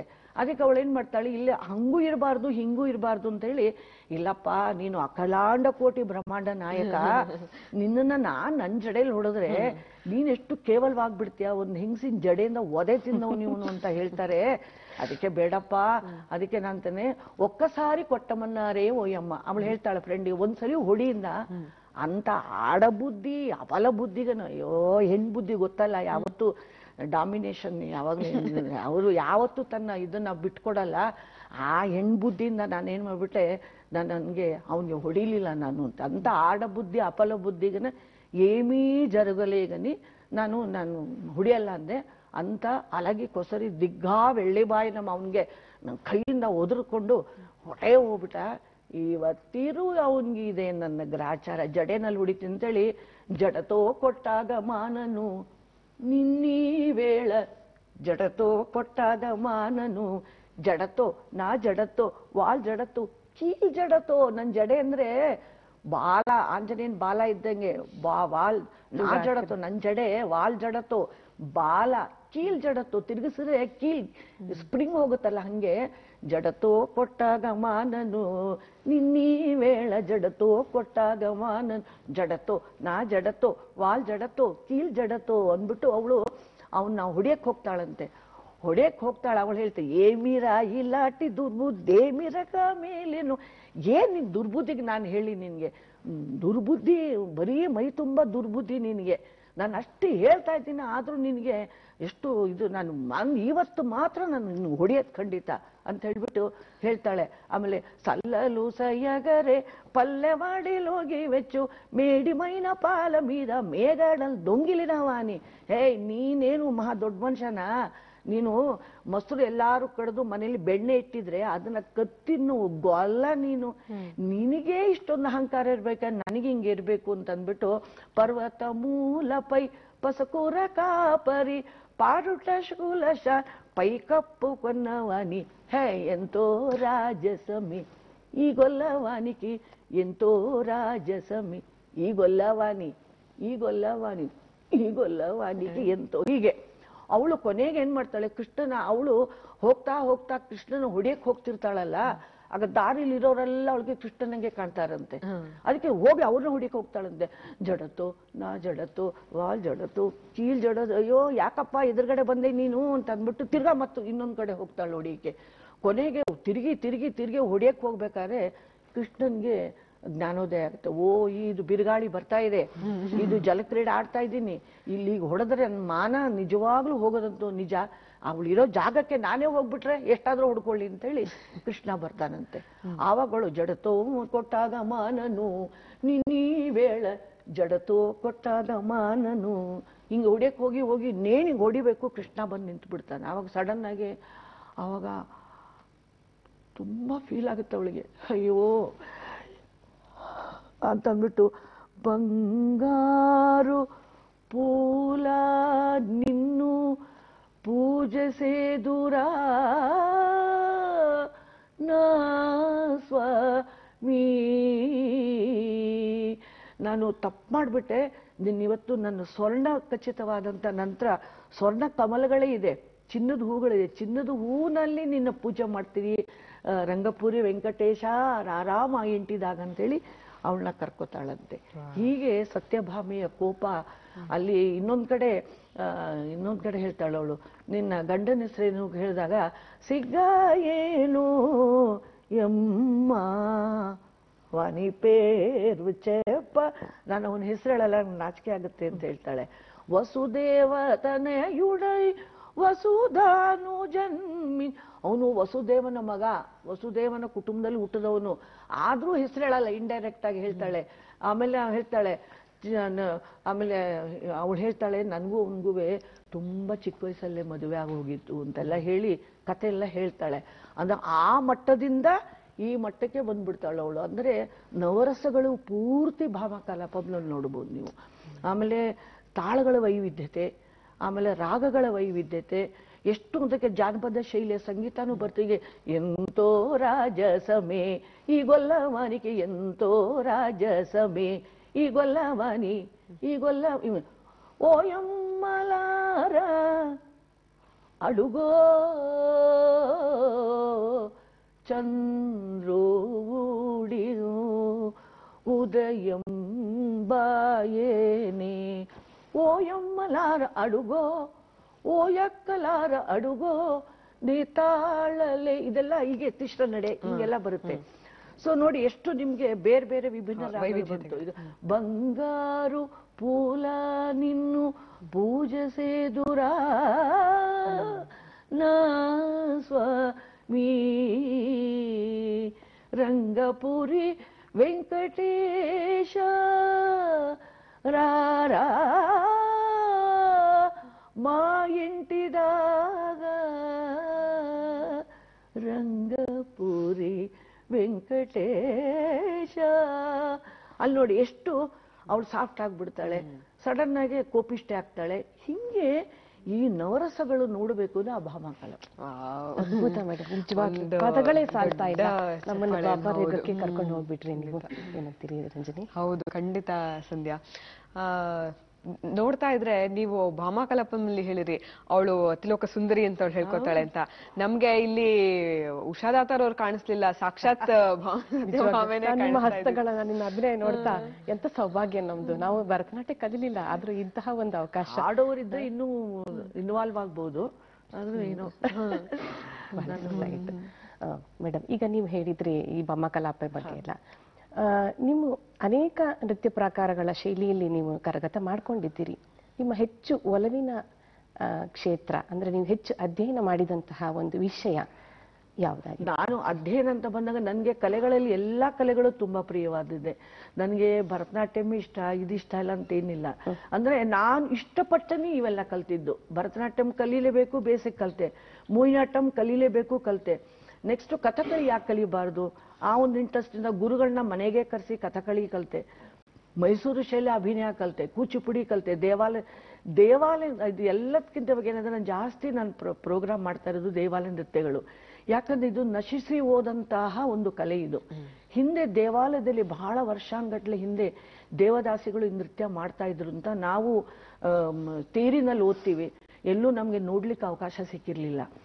ಆಗ ಈ ದೇವಾಲಯ ನೃತ್ಯದ ಬಗ್ಗೆ ತಿಳ್ಕೊಂಡಿದ್ದು ನಿಮ್ಗೆ ಶ್ರೀಮತಿ ಕಮಲಾದೇವಿ ಚಟ್ಟೋಪಾಧ್ಯಾಯ ಅವರು ಡೆಲ್ಲಿನಲ್ಲಿ ಈ ಕರಕುಶಲ ಇದಿದೆಲ್ಲ ಅದ್ರದ್ದು ಪ್ರೆಸಿಡೆಂಟ್ ಆಗಿದ್ರು. ಅವ್ರು ಎಲ್ಲೋ ಈ ವಿಷಯ ಕೇಳಿದಾಗ ಅವರು ಇದ್ರ ಬಗ್ಗೆ ಯಾರಿಗೆ ನಾನು ಕೇಳಬೇಕು, ಹೆಂಗೆ ಮಾತಾಡಬೇಕು ಅಂತ ಕೇಳಿದಾಗ ಒಮ್ಮೆ ಬೆಂಗಳೂರಿಗೆ ಬಂದಾಗ BBK ದಿವಂಗತ BBK ಶಾಸ್ತ್ರಿ ಅವ್ರ ಜೊತೆನಲ್ಲಿ ಮಾತಾಡ್ತಿದ್ರಂತೆ. ಹಿಂಗಿದೆ ಆಂಧ್ರದಲ್ಲಿ ಇದು ಈ ಪದ್ಧತಿ ಇದೆ, ಕೆಲವು ದೇವದಾಸಿಗಳಿದ್ದಾರೆ ಅಂತ ಹೇಳ್ತಾ ಇದ್ದಾರೆ. ನಾನು ಈ ಒಂದು ನೃತ್ಯನ ಮತ್ತೆ ಪರಂಪರೆಯನ್ನು ತರ್ಲಿಕ್ಕೆ ಪ್ರಯತ್ನ ಮಾಡ್ತಾ ಇದ್ದೀನಿ. ಆದ್ರೆ ಇಲ್ಲಿಂದ ಕಲಿಯೋರು ಯಾರಾದ್ರೆ ವಿದ್ಯಾರ್ಥಿನಿಗಳಿದಾರ ನೋಡಿ ನೀವು, ನಾನು ಅದನ್ನ ಮಾಡ್ತೇನೆ ಅಂತ ಹೇಳಿದ್ರು. ಆಮೇಲೆ ಇವರು ಆಂಧ್ರಾಗ ಹೋಗಿ ಕೇಳಿದ್ದಾರೆ, ಆಂಧ್ರ ಸರ್ಕಾರದವ್ರಿಗೆ, ಅಲ್ಲಿನ ಅಕಾಡೆಮಿನವರಿಗೆ, ನೀವ್ ಯಾಕೆ ಇದನ್ನ ಪರಂಪರೆ ಮಾಡಬಾರ್ದು ಅಂತ. ಅದಕ್ಕೆ ಫೈನಾನ್ಷಿಯಲ್ ಸಪೋರ್ಟ್ ಮಾಡಿದವಲ್ಲ ತಿರುಪತಿ ದೇವಸ್ಥಾನಂನವರು. ನಾವು ಏನ್ ಬೇಕೋ ಅದಕ್ಕೆಲ್ಲ ವ್ಯವಸ್ಥೆಗಳನ್ನ ಮಾಡ್ತೀವಿ, ಕಲಾವಿದನ್ನ ಕರ್ಕೊಂಡು ಬರೋ ಜವಾಬ್ದಾರಿ ನಿಮ್ದು ಅಂತ ಹೇಳಿ. ಆವಾಗ ಇವರು ಆಂಧ್ರದ ಒಂದು ರಾಜಮಹೇಂದ್ರಿ ಹತ್ರ ಮುಮ್ಮುಡಿವರಂ ಅಂತ ಊರಿದೆ, ಅಲ್ಲಿ ಮತ್ತೆ ದೂವಾ ಅಂತ ಒಂದು ಜಾಗ ಆಗಿದೆ, ಅಲ್ಲಿ ದೇವದಾಸಿ ಇಬ್ಬರೇ ಇದ್ದಿದ್ದು ಜೀವಂತವಾಗಿ. ಅವ್ರು ಇನ್ನೂ ಮಾಡ್ತಾ ಇದ್ದಾರೆ ಅಂತ ಕೇಳಿದಾಗ ಅವ್ರನ್ನ ಹೋಗಿ ಕನ್ಸಲ್ಟ್ ಮಾಡಿ ಅವ್ರನ್ನ ಕಷ್ಟಪಟ್ಟು ಒಪ್ಸಿದ್ದಾರೆ. ಅವ್ರಿಗೆ ಇದನ್ನ ಆಸ್ತಿ ಕೊಟ್ಟಂಗೆ ಕಲೆ ಕೊಟ್ಬಿಟ್ರೆ ಇದನ್ನ ಹಾಳು ಮಾಡ್ತಾರೆ. ಈಗಿನ ಜನರೇಷನ್ ಏನೋ ಮಾಡಿಫಿಕೇಶನ್ ಮಾಡೋದಂತೆ ಏನೇನೋ ಮಾಡ್ತಾರೆ. ಅದಕ್ಕೆ ಅವ್ರಿಗೆ ಬಿಟ್ಕೊಡ್ಲಿಕ್ಕೆ ಇಷ್ಟ ಇಲ್ಲ. ಕಷ್ಟಪಟ್ಟು ಅವ್ರನ್ನ ಕರ್ಕೊಂಡು ಬಂದ್ರು. ಆಮೇಲೆ ಇನ್ ಕಲಿಯೋರು ಯಾರು ಬೇಕು? ಸೊ ಅದಕ್ಕೊಂದು ಏನಂತೀರಾ ಇಂಟರ್ವ್ಯೂ ಹಂಗಿಟ್ರು. ಆವಾಗ BBK ನನಗೆ ಕರೆದು ಕೇಳಿದ್ರು. ಅವ್ರಿಗೆ ಗೊತ್ತಿತ್ತು ನಾನು ಏನಾದ್ರೂ ಹೊಸದಾಗಿ ಒಂದು ವರ್ಕ್ಶಾಪ್ ನಡೀತಿದ್ರೆ ಇವಳು ಇದಾಳ, ಉಷಾದಾತಾರ್ ಇದಾಳ ಅಲ್ಲಿ ಅಂತ ಕೇಳೋರು. ನೀನ್ ಎಲ್ಲಿರ್ತೆ, ಎಲ್ಲಾ ಕಡೆ ಹೋಗಿ ಎಲ್ಲಾನು ಕಲಿತೀಯ ನೀನು ಅಂತ ಅನ್ನೋರು. ಇಲ್ಲ ಸರ್, ನನಗೆ ಆ ಪರಿಣಿತಿ ಹೊಂದಿದಲ್ಲೇ ಇದ್ರೂ ಆ ಕಲೆ ವಿಷಯ ದೆಪ್ತಾಗಿ ತಿಳ್ಕೊಳ್ಬೇಕು. ಇದು ಹೆಂಗೆ, ಕೂಚಿಪುಡಿ ಅಂದ್ರೆ ಹಿಂಗಿರುತ್ತೆ, ಒಡಿಸಿ ಅಂದ್ರೆ ಹಿಂಗಿರುತ್ತೆ ಅಂತ ತಿಳ್ಕೊಳ್ಳಿಕ್ಕೋಸ್ಕರ ಆಸೆ ಸರ್ ನನಗೆ ಅಂದಾಗ, ಹಾಗಾಗಿ ನಿಂಗೊಂದು ಅವಕಾಶ ಇದೆ ದೇವಾಲಯ ನೃತ್ಯ ಕಲೀಲಿಕ್ಕೆ. ಅಂದ್ರೆ ದೇವಾಲಯ ನೃತ್ಯ ಅಂತ ಇರ್ಲಿಲ್ಲ ಅವಾಗ, ಇದು ಎಂಥದ್ದು ಇದ್ರದ್ದು ಅಭಿನಯ, ಸಾತ್ವಿಕ ಅಭಿನಯ ಒಂದು ಇದಕ್ಕೆ ಕೋರ್ಸ್ ಇದೆ, ಅದಕ್ಕೆ ಹೋಗ್ತೀಯ ನೀನು ಅಂತ ಕೇಳಿದ್ರು. ಎಲ್ಲಿ? ಆಂಧ್ರಾಗೆ. ಖಂಡಿತ ಸರ್ ಅಂದೆ ನಾನು. ಸರಿ, ನಾನು ವ್ಯವಸ್ಥೆ ಮಾಡ್ತೀನಿ, ನೀನು ಹೋಗ್ಲಿಕ್ಕೆ ರೆಡಿ ಆಗಿರು. ಅದೇ ಸಮಯಕ್ಕೆ ನನಗೆ ನನ್ನ ಭಾಗ್ಯಕ್ಕೆ ನನಗೆ BL ನಲ್ಲಿ ಕಲ್ಚರಲ್ ಅಸಿಸ್ಟೆಂಟ್ ಅಂತ ಕೆಲಸ ಸಿಕ್ಕಿ ಸುಮಾರು ಒಂದು 3-4 ತಿಂಗಳಾಗಿತ್ತು. ಬಹಳ ಕಷ್ಟಪಟ್ಟು ಆ ಕೆಲಸ ಸಿಕ್ಕಿದ್ ನನಗೆ. ಅಂದ್ರೆ ನನ್ನ ಕಲೆ ನೋಡಿನೇ ಕರೆದು ಅವ್ರು ನನ್ನ ಕೆಲಸ ಕೊಟ್ಟಿದ್ದಲ್ಲಿ. ಆವಾಗ ಅಲ್ಲಂದ್ರೆ ಇಲ್ಲಮ್ಮ ನಿಂದು ಪ್ರೊಫೆಷನ್ ಪೀರಿಯಡ್, ಇವಾಗ ನಿನ್ಗೆ ಹಂಗೆ ನಾವು ಕಳ್ಸ್ಲಿಕ್ಕೆ ಆಗೋದಿಲ್ಲ, ಇಲ್ಲ ಕೆಲಸ ಬಿಡಬೇಕು ಅಂದ್ರು. ಕೆಲಸ ಬಿಡಕ್ಕೆ ಬಡತನದ ಒಂದು ಕಷ್ಟ, ಮನೆಯ ಜವಾಬ್ದಾರಿ ನನ್ನ ಮೇಲಿದೆ, ಎಲ್ಲಾನು ಸಾಕೋದು ಮಾಡೋದು, ಏನ್ ಮಾಡೋದು ಅಂತ ಹಿಂಗೆ ಯೋಚನೆ ಮಾಡ್ತಾ ಕೂತಾಗ ಆವಾಗ ಅಕಾಡೆಮಿಯ ಸೆಕ್ರೆಟರಿ ಮಾಯಾರ್ ಅವರ ಯಜಮಾನರು ನಟರಾಜ್ ಅಂತಿದ್ರು. ಅವರು ಇದಕ್ಕೆ ಸಂಬಂಧಪಟ್ಟಿದ್ದಂತ ಒಂದು ಇದರಲ್ಲೇ ಇದ್ರು. ಅವರು BVK ಕೇಳಿದ್ರು, ಯಾರನ್ನ ಹುಡುಕಿದ್ಯಪ್ಪ ನೀನು? ಉಷಾ ದಾತಾರ್ನ. ಅವನ್ನ ಕರೆಸಿದ್ರು, ಹೋಗ್ತೀಯ ನೀನು? ಇಲ್ಲ ಮಾಮ, ಹಿಂಗೆ ಒಂದು ಪ್ರಾಬ್ಲಮ್ ಆಗಿದೆ ನನಗೆ. ಹೌದಾ, ನಿನ್ನ BL ನಲ್ಲಿ ಮ್ಯಾನೇಜಿಂಗ್ ಡೈರೆಕ್ಟರ್ ಯಾರು, CIM ಯಾರು ಹೋಗ್ನು ಏನ್ ಕೇಳಿದ್ರು. KBS ರೆಡ್ಡಿ ಎಂದೆ. ಆವಾಗ ಅಲ್ಲೂ ದೇವ್ರು ನನ್ಗೆ ಬಾಗ್ಲಿಂದ, ಓ ರೆಡ್ಡಿನ, ನನ್ನ ಶಾಲೆಯ ದೋಸ್ತ್ ಅವನು, ನಾನು ಒಟ್ಟಿಗೆ ಅವನೇ ಅಲ್ಲಿ ಬೆಂಗಳೂರಿನಲ್ಲಿ ವಿದ್ಯಾಭ್ಯಾಸ ಮಾಡಿದವರು, ನಾನು ನಡಿ ಬರ್ತೀನಿ ಅಂತ ಹೇಳಿ ಅವರೇ ನನ್ನ ಕಾರಲ್ಲಿ ಕರ್ಕೊಂಡೋಗಿ, ರೆಡ್ಡಿ ಈ ತರ ಒಂದಿದೆ ಅವಕಾಶ, ಈ ಮಗುಗೆ ನೀನು ಹೋಗ್ಲಿಕ್ಕೆ ಪರ್ಮಿಷನ್ ಕೊಡ್ಬೇಕು, BL ಗೆನೆ ಒಳ್ಳೆ ಹೆಸರು ಬರುತ್ತೆ, ಕಲ್ಚರಲ್ ಅಸಿಸ್ಟೆಂಟ್ ಪೋಸ್ಟ್ ಕೊಟ್ಟಿದ್ದೀರಾ. ಮಾರಾಯ ಇಲ್ಲಪ್ಪ, ಪ್ರೊಫೆಷನ್ ಪೀರಿಯಡ್, ನಾನು ಇದು ರೂಲ್ಸೇ ಬ್ರೇಕ್ ಮಾಡ್ಬೇಕಲ್ಲ, ಕಲೆಗೋಸ್ಕರ ಬ್ರೇಕ್ ಮಾಡು, ಏನಾಗೋದಿಲ್ಲ ಅಂದಾಗ ಆಯ್ತು ಅಂತೇಳಿ ಸಂಬಳ ಕೊಟ್ಟು ನನಗೆ ಮತ್ತೆ ಅವರು ಹೋಗ್ಲಿಕ್ಕೆ ಅವಕಾಶ ಕೊಟ್ರು. ನಂದು ದೇವ್ರು ನನ್ನ ಭಾಗಕ್ಕಿದ್ದಾನೆ ಅಂತೇಳಿ ಹೋದಾಗ ಅಲ್ಲಿ ಆಂಧ್ರದಲ್ಲಿ ದೇವದಾಸಿಗಳು ಬಂದಿದ್ರು. ಆಮೇಲೆ ಅವ್ರನ್ನೆಲ್ಲ ನೋಡಿದ್ರು. ನಾವು ನೋಡಿದ್ಮೇಲೆ ನಂಗೆ ಅಷ್ಟು ತೆಲುಗು ಬರ್ತಿರ್ಲಿಲ್ಲ, ಆದ್ರೂ ತೆಲುಗು ಕಲಿಯಂಗಾಯ್ತು ನನಗೆ. ಆಮೇಲೆ ಅವ್ರು ನೋಡಿದ್ಮೇಲೆ ನನಗೆ ಎಲ್ಲ ಆವಾಗ್ಲೇನೆ 83 ವರ್ಷ ಒಬ್ಬೊಬ್ಬರಿಗೆ ಏಜ್ ಆದವರು. ನಾನು ಇವ್ರೇನ್ ಡಾನ್ಸ್ ಹೇಳ್ಕೊಡ್ತಾರೆ, ಹೆಂಗ್ ಹೇಳ್ಕೊಡ್ತಾರೆ ಅಂತ ನನ್ಗೆ ಅದೊಂದು ಅನುಮಾನ ಇತ್ತು. ಮೊದಲನೇ ದಿವಸ ನಮಗೆ ಅಂದ್ರೆ ಅವ್ರು ಹೆಂಗೆ ನೃತ್ಯ ಮಾಡ್ತಿದ್ರು ಅಂತ ಹೇಳಿ ಒಂದು ಸಣ್ಣದೊಂದು ಅವರ ಕಾರ್ಯಕ್ರಮ ಇಡಿಸಿದ್ರು. ಅದ್ರಲ್ಲಿ ಅವಾಗ ಗೊಲ್ಲಾ ಕಲಾಪ ಅಂತ ಒಂದು ನೃತ್ಯ ಮಾಡಿದ್ರು. ಅದು ಹಾಲಿನ ಒಬ್ಬ ಗೊಲ್ಲನಿಗೂ ದೇವಸ್ಥಾನದಲ್ಲಿರುವಂತಹ ಅರ್ಚಕನಿಗೂ ಆಗುವ ಜಗಳದ ಸನ್ನಿವೇಶ ಅದು ಮಾಡ್ತಾ ಇದ್ರು. ನೃತ್ಯ ಮಾಡ್ತಾ ಇರ್ಬೇಕಾದ್ರೆ ಅವರು ಸ್ಟೇಜ್ ಅಲ್ಲಿ ಸಡನ್ ಆಗಿ ಹಿಂಗ್ ಬಂದು ಹಿಂಗಂದ್ರು. ನನ್ನನ್ನು ನೋಡಿ ನಾನೇನ್ ಮಾಡೋದು, ಯಾಕೋ ನನ್ನ ಕರೀತಾ ಇದ್ದಾರೆ, ಇವ್ರಿಗೆ ನೀರ್ಗಿರ್ಬೇಕೇನೋ ಇವ್ರಿಗೆ ಅಂತ ಸೀದಾ ವೇದಿಕೆ ಮೇಲೆ ಹೋಗಿ ನಿಂತ್ಕೊಂಡೆ ನಾನು. ಅವ್ರ ಪಾಡಿಗೆ ಒಂದು ನೃತ್ಯ ಮಾಡ್ತಾ ಇದ್ದಾರೆ. ಆಮೇಲೆ ನನಗೆ ಇದ್ದವರೆಲ್ಲ ಹಿಂದೆ ಕೇಳ್ಕೊಂಡ್ರು, ಬಾಬಾ ನೀನ್ ಮುಂದೆ ಕೂತ್ಕೊಂಡು ಎಲ್ಲ ಆದ್ಮೇಲೆ ನನ್ ಕೇಳಿದ್ರು. ನನಗೆ ಬಂದು ತೆಲುಗುನಲ್ಲಿ, ಎಂದುಕಮ್ಮ ನೀವು ಹೆಚ್ಚವು ಅಕ್ಕಡ ಏನ್ ಪನಿ ಉಂದಿ ನೀಕು ಅಂತ ಕೇಳಿದ್ರು. ನಂಗೆ ತೆಲುಗು ಸರಿ ಬರೋದಲ್ಲ. ನಾನಂದೆ ನನಗೆ ಗೊತ್ತಾಗ್ಲಿಲ್ಲ, ಮಂಚಿನ ನೀರು ಕಾవాలి ಅಂತ ಅದಕ್ಕೆ ಬಂದೆ ನಾನು. ಇಲ್ಲ ನೇನ್ ಅಭಿನಯ ಸರ್, ನೀನ್ ಯಾಕೆ ಬಂದೆ ಇಲ್ಲಿ ಮಧ್ಯೆ ಡಿಸ್ಟರ್ಬ್ ಮಾಡಕ್ಕೆ ಅಂದ್ರು. ಅಂದ್ರೆ ನೋಡಿ ಅವ್ರ ಕಲೆ ಸಹಜವಾಗಿತ್ತು. ಅಂದ್ರೆ ಇವಾಗ ನನ್ಗನ್ಸುತ್ತೆ ಈಗಲೂ ನಮ್ಗೆ ಅದ್ ಮಾಡಕ್ ಬರಲ್ವೋ ಏನೋ ಅಂತ ಅನ್ಸುತ್ತೆ ನನಗೆ. ಅಂದ್ರೆ ನಾನ್ ಬಂದಿದ್ದು ಒಳ್ಳೆ ಜಾಗಕ್ಕೆ ಬಂದಿದ್ದೀನಿ ಅಂತ ಹೇಳಿ. ಆಮೇಲೆ ಅಂದ್ರು, ಇಲ್ಲಿ ಬಂದಿದ್ದೀರಾ 13 ಗಂಟೆಗೆಲ್ಲ ಪ್ರಾಕ್ಟೀಸ್ ಮಾಡ್ಬೇಕು ಅಂತ ಹೇಳಿ ಬೆಳಗ್ಗೆ 8 ಗಂಟೆಗೆ ಶುರು ಮಾಡೋದು ನೋಡಿ. 6 ಗಂಟೆಗೆಲ್ಲ ಸ್ನಾನ ಮಾಡಿ ತಿಂಡಿ ತಿಂದು ರೆಡಿ ಇರ್ಬೇಕು ಅಕಾಡೆಮಿ ಹಾಲ್ನಲ್ಲಿ. ಬೆಳಗ್ಗೆ 8 ಗಂಟೆಗೆ ಶುರು ಆದ್ರೆ 12 ಗಂಟೆಗೂ ನಾನ್ ಸ್ಟಾಪ್ ಪ್ರಾಕ್ಟೀಸು. ಹೆಂಗೆ ಅಂದ್ರೆ ಎಷ್ಟೋ ಜ್ವರಗಳೆಲ್ಲ ಬಂದೋಗ್ಬಿಟ್ಟಿದೆ ನಮ್ಗೆ ಆ ಪ್ರಾಕ್ಟೀಸ್ಗೆ ನಮ್ಗೆ. ಆಮೇಲೆ ಮಧ್ಯೆ ಒಂದು ನಮ್ಗೆ ಟೀ ಬ್ರೇಕ್ ಅಂತ ಇರೋದು. ಆ ಟೀ ಬ್ರೇಕ್ ಆದ್ಮೇಲೆ ಮತ್ತೆ ತಿರ್ಗಾ ಶುರು 12:30 2 ಗಂಟೆವರೆಗೂ ಸತತವಾಗಿ ಪ್ರಾಕ್ಟೀಸು. ಅದ್ರ ಮೇಲೆ ಬಂದ್ಮೇಲೆ ಊಟಕ್ಕೆ ವಾಪಸ್ ನಮ್ಗೆ ಹಾಸ್ಟೆಲ್ ಕರ್ಕೊಂಡು ಬರೋರು, ನಮ್ ಜೊತೆಲೆ ಹಾಸ್ಟೆಲ್ ಇರೋರು. ಅಂದ್ರೆ ದೇವದಾಸಿ ಅಂದ ತಕ್ಷಣ ಎಷ್ಟೋ ಜನಕ್ಕೆ ಒಂದೊಂದ್ ತರ ಪರಿಕಲ್ಪನೆಗಳಿದೆ. ನಾನ್ ನೋಡಿದ ದೇವದಾಸಿಗಳು ಹಂಗಿರ್ಲಿಲ್ಲ. ಎಷ್ಟು ಮಡಿವಂತಿಗೆ ಅವರಿಗೆ ಆಚಾರ ವಿಚಾರ ಅಂದ್ರೆ, ಬೆಳಿಗ್ಗೆ 3 ಗಂಟೆಗೆ ಎದ್ದು ಸ್ನಾನ ಮಾಡಿ ಲಲಿತಾ ಸಹಸ್ರನಾಮ, ವಿಷ್ಣು ಸಹಸ್ರನಾಮ ಎಲ್ಲ ಹೇಳೋದು, ಪೂಜೆ ಪುನಸ್ಕಾರಗಳು ಮಾಡೋದು. ಆಮೇಲೆ ತಿಂಡಿ ಆಗೋರ್ಗು ನಮ್ಮನ್ನು ಮುಟ್ಟಿಸ್ಕೋತಾ ಇರ್ಲಿಲ್ಲ ಅವರು. ಅವರೇ ಸಪ್ರೇಟ್ ಅವ್ರದ್ದು ಏನ್ ಬೇಕೋ ಎಲ್ಲ ಮಾಡ್ಕೊಳ್ಳೋರು. ಆಮೇಲೆ ಅದಾದ್ಮೇಲೆ ನಮ್ಮೊಟ್ಟಿಗೆ ಬರೋರು. ಅವರು ಬಂದು ಮೈ ಕೈ ಮುಟ್ಟಿ ನಮ್ಗೆ ಪ್ರಾಕ್ಟೀಸ್ ಮಾಡಿಸಿ ಎಲ್ಲ ಆದ್ಮೇಲೆ ತಿರ್ಗಾ ಮಧ್ಯಾಹ್ನ ಹೋಗಿ ಸ್ನಾನ ಮಾಡ್ಕೊಂಡು ಅವ್ರ ಪಾಡಿಗೆ ಅವ್ರ ರೂಮಲ್ಲಿ ಕೂತ್ಕೊಂಡು ಊಟ ಮಾಡೋರು, ನಮ್ಮ ಪಾಡಿಗೆ ನಾವು ಮಾಡೋದು. ಎಲ್ಲ ಆದ್ಮೇಲಿಂದ ಮತ್ತೆ ನಮಗೆ ನಿದ್ದೆಗಿದ್ದೆಗೆ ಅವಕಾಶ ಇಲ್ಲ, ಕೂತ್ಕೊ ಅಭಿನಯ ಮಾಡಕ್ಕೆ ಅಂತ. ಅಭಿನಯದಲ್ಲಿ ಎಂತ ತರಬೇತಿ ಕೊಟ್ರು ಅಂದ್ರೆ, ನೀನ್ ಅಭಿನಯ ಮಾಡ್ಬೇಕಾದ್ರೆ ನೀನು ವೇದಿಕೆ ಮೇಲೆ ಮಾತಾಡ್ತಿದ್ಯಾ ಅನ್ನಂಗೆ ಇರ್ಬೇಕು ಅಂದ್ರು. ನೀನು ತುಂಬಾ ಸ್ಟೈಲಿಶ್ ಆಗಿ ಅಭಿನಯ ಮಾಡಿದ್ರೆ ಜನಸಾಮಾನ್ಯನ್ಗೆ ಅರ್ಥ ಆಗಲ್ಲ, ಅದು ಪಂಡಿತರಿಗೆ ಅರ್ಥ ಆಗ್ಬೋದು. ಆದ್ರೆ ನೀನು ಒಂದು ನೃತ್ಯ ಮಾಡ್ಬೇಕಾದ್ರೆ ಏನು ಗೊತ್ತಿಲ್ಲದೆ ಇರುವಂತ ಒಂದು ಊರಿಗೆ ಹೋದಾಗ ಆ ಮನುಷ್ಯನಿಗೆ ಆ ವ್ಯಕ್ತಿಗೆ ನೀನ್ ಏನ್ ಮಾಡ್ತಿದ್ದ ಅನ್ನೋದನ್ನ ಗೊತ್ತಾಗ್ಬೇಕು. ಅದು ಕಲಾವಿದನಲ್ಲಿರುವಂತ ಒಂದು ಜಾಣ್ತನ. ಅದನ್ನ ಕಲಿಸ್ತೀರಿ ಅಂತೇಳಿ ಅದ್ರಲ್ಲಿ ನಮ್ಮನ್ನ ಮೆಲ್ಡ್ ಮಾಡಿದ್ರು ಅವರು. ಹಾಗೆ 6 ತಿಂಗಳು ಹೆಂಗೆ ನಮ್ಮನ್ನ ತರಬೇತಿ ಮಾಡಿದ್ರು ಅಂದ್ರೆ, ಕೊನೆಯಲ್ಲಿ ಆವಾಗ ದೇವಾಲಯ ನೃತ್ಯ ಅಂತ ಏನಿರ್ಲಿಲ್ಲ, ಬರೀ ಸಾತ್ವಿಕ ಅಭಿನಯ ಅಂತಿತ್ತು. ಆಗ ಕೊನೆಯ ದಿವಸ ಭಾಮ ಕಲಾಪ ಮಾಡ್ಬೇಕಾದ್ರೆ ಅಲ್ಲಿ ಒಂದು ಪ್ರಶ್ನೆ ಬಂತು. ನನ್ನೊಟ್ಟಿಗೆ ಆಂಧ್ರದವರೇ 7 ಜನ ಹುಡುಗಿಯರಿದ್ರು. ಯಾರಿಗೆ ಭಾಮಕಲಾಪ ಮಾಡಿಸೋದು ಅಂತ. ಇದು ಬಹಳ ಗುಟ್ಟಲ್ಲಿ ನಡೀತಾ ಇದ್ದಿದ್ದು ವಿಷಯ. ಆಗ ನಮ್ಮ ಗುರುಗಳು ನಟರಾಜ ರಾಮಕೃಷ್ಣ ಅವರು ಭರತ ಸಾರಿಡೆ ಮಾಣಿಕ್ಯಂ ಒಬ್ಬರು ಟೀಚರ್, ಇನ್ನೊಬ್ರು ಬುಲಿ ವೆಂಕಟರತ್ನಂ ಅಂತ ಹೇಳಿ. ಒಬ್ಬೊಬ್ಬರನ್ನೇ ಅಕಾಡೆಮಿ ಆಫೀಸ್ ಕರ್ಕೊಂಡ್ಬರೋದು, ಯಾವುದೋ ಕಾಲದಲ್ಲಿ ಹಿಂದೆ ದೇವದಾಸಿ ಹಾಕಿದಂತಹ ಒಡವೆಗಳನ್ನ ಹಾಕೋದು ನೋಡೋದವ್ರು. ತಿರ್ಗಾ ನೆಕ್ಸ್ಟ್ ಇನ್ನೊಂದು ಹುಡುಗಿನ ಕರ್ಕೊಂಡ್ಬರೋದು. ಆಮೇಲೆ ನೀನ್ ಹೇಗೆ ಹೋಯ್ತು, ನಾವ್ ಹೇಳೋದು ಇಲ್ಲ ಒಡವೆ ಹಾಕಿದ್ರು, ಓಹ್ ನಾನ್ ಮಾಡ್ತೀನೇನೋ. ಆಮೇಲೆ ಒಂದ್ಸಲ ನನ್ನನ್ನು ಕರ್ಕೊಂಡು ಹೋದ್ರು, ನನ್ಗೂ ಗೊತ್ತಿಲ್ಲ ನಾನ್ ಮಾಡ್ತೀನೇನು ಅಂತ. ಆಮೇಲೆ ಫೈನಲ್ ಡೇ ನಮ್ಗೆಲ್ಲ ಸರ್ಟಿಫಿಕೇಟ್ ಕೊಡ್ಬೇಕಾದ್ರೆ ಪ್ರೋಗ್ರಾಮ್ ಮಾಡಿಸ್ಬೇಕಲ್ಲ, ಸೊ ಅದಕ್ಕೆ ಮೇಕಪ್ ಎಲ್ಲ ನಡೀತಿತ್ತು. ನನಗೆ ನೀನು ಮುಂದೆ ಕೂತ್ಕೋಬೇಡ, ನೀನು ಕೊಲೆನಲ್ಲಿ ಮೇಕಪ್ ಮಾಡಿಸ್ಕೊಂಡ್ರು. ನನ್ಗೆ ಯಾಕೋ ಬೇಜಾರಾಯ್ತು, ಏನೋ ನಾನು ಮಾಡೋದು ಸರಿ ಇಲ್ವೇನೋ, ಅದಕ್ಕೆ ನನಗೆ lord of the last bench ಅಂತ ಹಾಕಿದಾರೇನೋ ಅನ್ಕೊಂಡು ಸುಮ್ಮನೆ ಕೂತಿದ್ದೆ. ಆಮೇಲೆ ಅವರು ಮೇಕಪ್ ಮ್ಯಾನ್ನ ಕರೆದ್ಬಿಟ್ಟು ಸಪ್ರೇಟ್ ಆಗಿ ನನಗೆ ಹೆಂಗ್ ಮೇಕಪ್ ಮಾಡ್ಬೇಕು ಅನ್ನೋದನ್ನ ಅವ್ನಿಗೆ ಹೇಳಿ ಅದೇ ತರ ಮಾಡಿಸಿ ಇವತ್ತು ನೀನೇ ಭಾಮಕಲಾಪ ಮಾಡೋದು. ನನಗೆ ನಾನು ಸ್ವರ್ಗದಲ್ಲಿದ್ದೀನೋ ಎಲ್ಲಿದ್ದೀನೋ ಅಂತ ನಂಗೆ ಗೊತ್ತಾಗ್ಲಿಲ್ಲ. ಅಂದ್ರೆ ಯಾವ್ದೋ ತಲಾಂತರದಲ್ಲಿ ದೇವದಾಸಿ ಹಾಕಿದ್ನ ಒಡವೆಗಳು ಹಾಕ್ಬೇಕು ಅಂದ್ರೆ ಒಂದು ಸೆಕೆಂಡ್ ನನಗೆ ಮೈಯೆಲ್ಲ ಜುಮ್ಮನ್ ಬಿಡ್ತು. ನನ್ಗೆ ಮೇಷ್ಟಂದ್ರು ನೀನ್ ಬಹಳ ಪುಣ್ಯ ಮಾಡಿದೆ ನೋಡು ಅಂತ ಹೇಳಿ ನನಗಂದ್ರು. ಆಮೇಲೆ ಆ ಭಾಮಕಲಾಪಂ ಇದೇನಲ್ಲ, ನಿನ್ಗೆ ಬುಲಿ ವೆಂಕಟರತ್ನಂ ಅವರೇ ಹೇಳಿದ್ರು ಇವಳ ಕೈಲೇ ಮಾಡಿಸ್ಬೇಕು ಅಂತ ಹೇಳಿ. ನೀನೇ ಅವ್ರ ಮನಸ್ಸಿಗೆ ತೋಚಿದ್ದು ಮುಂದೆ ಇದನ್ನ ಪಾಲ್ಸ್ಕೊಂಡ್ಬರೋಳು ನೀನೇ ಅಂತ ಅವ್ರಿಗೇನೋ ಒಂದು ಜ್ಞಾನೋದಯ ಆಗಿದೆ ಅನ್ಸುತ್ತೆ ಅಂದ್ಬಿಟ್ಟು ನನ್ನ ಕೈಲಿ ಮಾಡಿಸಿದಾರೆ. ಅದನ್ನ ಹಂಗೆ ಕಲ್ತ್ಕೊಂಡು ವಾಪಸ್ ಬಂದೆ ಬೆಂಗಳೂರಿಗೆ. ನಾನು ಅವರೊಟ್ಟಿಗೆ ನನ್ಗೂ 3-4 ವರ್ಷದ ಒಡನಾಟ. ಅವ್ರ ಅಕಾಡೆಮಿನಲ್ಲಿ ಚೇರ್ಮನ್ ಆಗಿದ್ದಾಗ ನಾನು ಅಲ್ಲಿ ಮೆಂಬರ್ ಆಗಿದ್ದೆ. ಆಗ ನನ್ನ ನೃತ್ಯ ಕಾರ್ಯಕ್ರಮಗಳನ್ನ ನೋಡ್ಬಿಟ್ಟು ಅವರು ಧಾರವಾಡದಲ್ಲೇ ನಂದು ಈ ಭಾಮಕಲಾಪ ನೀನ್ ಮಾಡ್ಲೇಬೇಕು, ನಾನು ನೋಡ್ಲೇಬೇಕು ಅಂತ ನನಗೆ ಅಲ್ಲಿ ಫಿಕ್ಸ್ ಮಾಡಿದ್ರು. ಹಂಗಾಗಿ ನನಗೆ ಅವ್ರಿಗೆ ಒಡನಾಟ ಹೆಚ್ಚಾಗಿತ್ತು 3 ವರ್ಷಗಳ ಕಾಲದಲ್ಲಿ. ಅವರ ಅನುಭವಗಳು ಅದೆಲ್ಲ ತುಂಬಾ.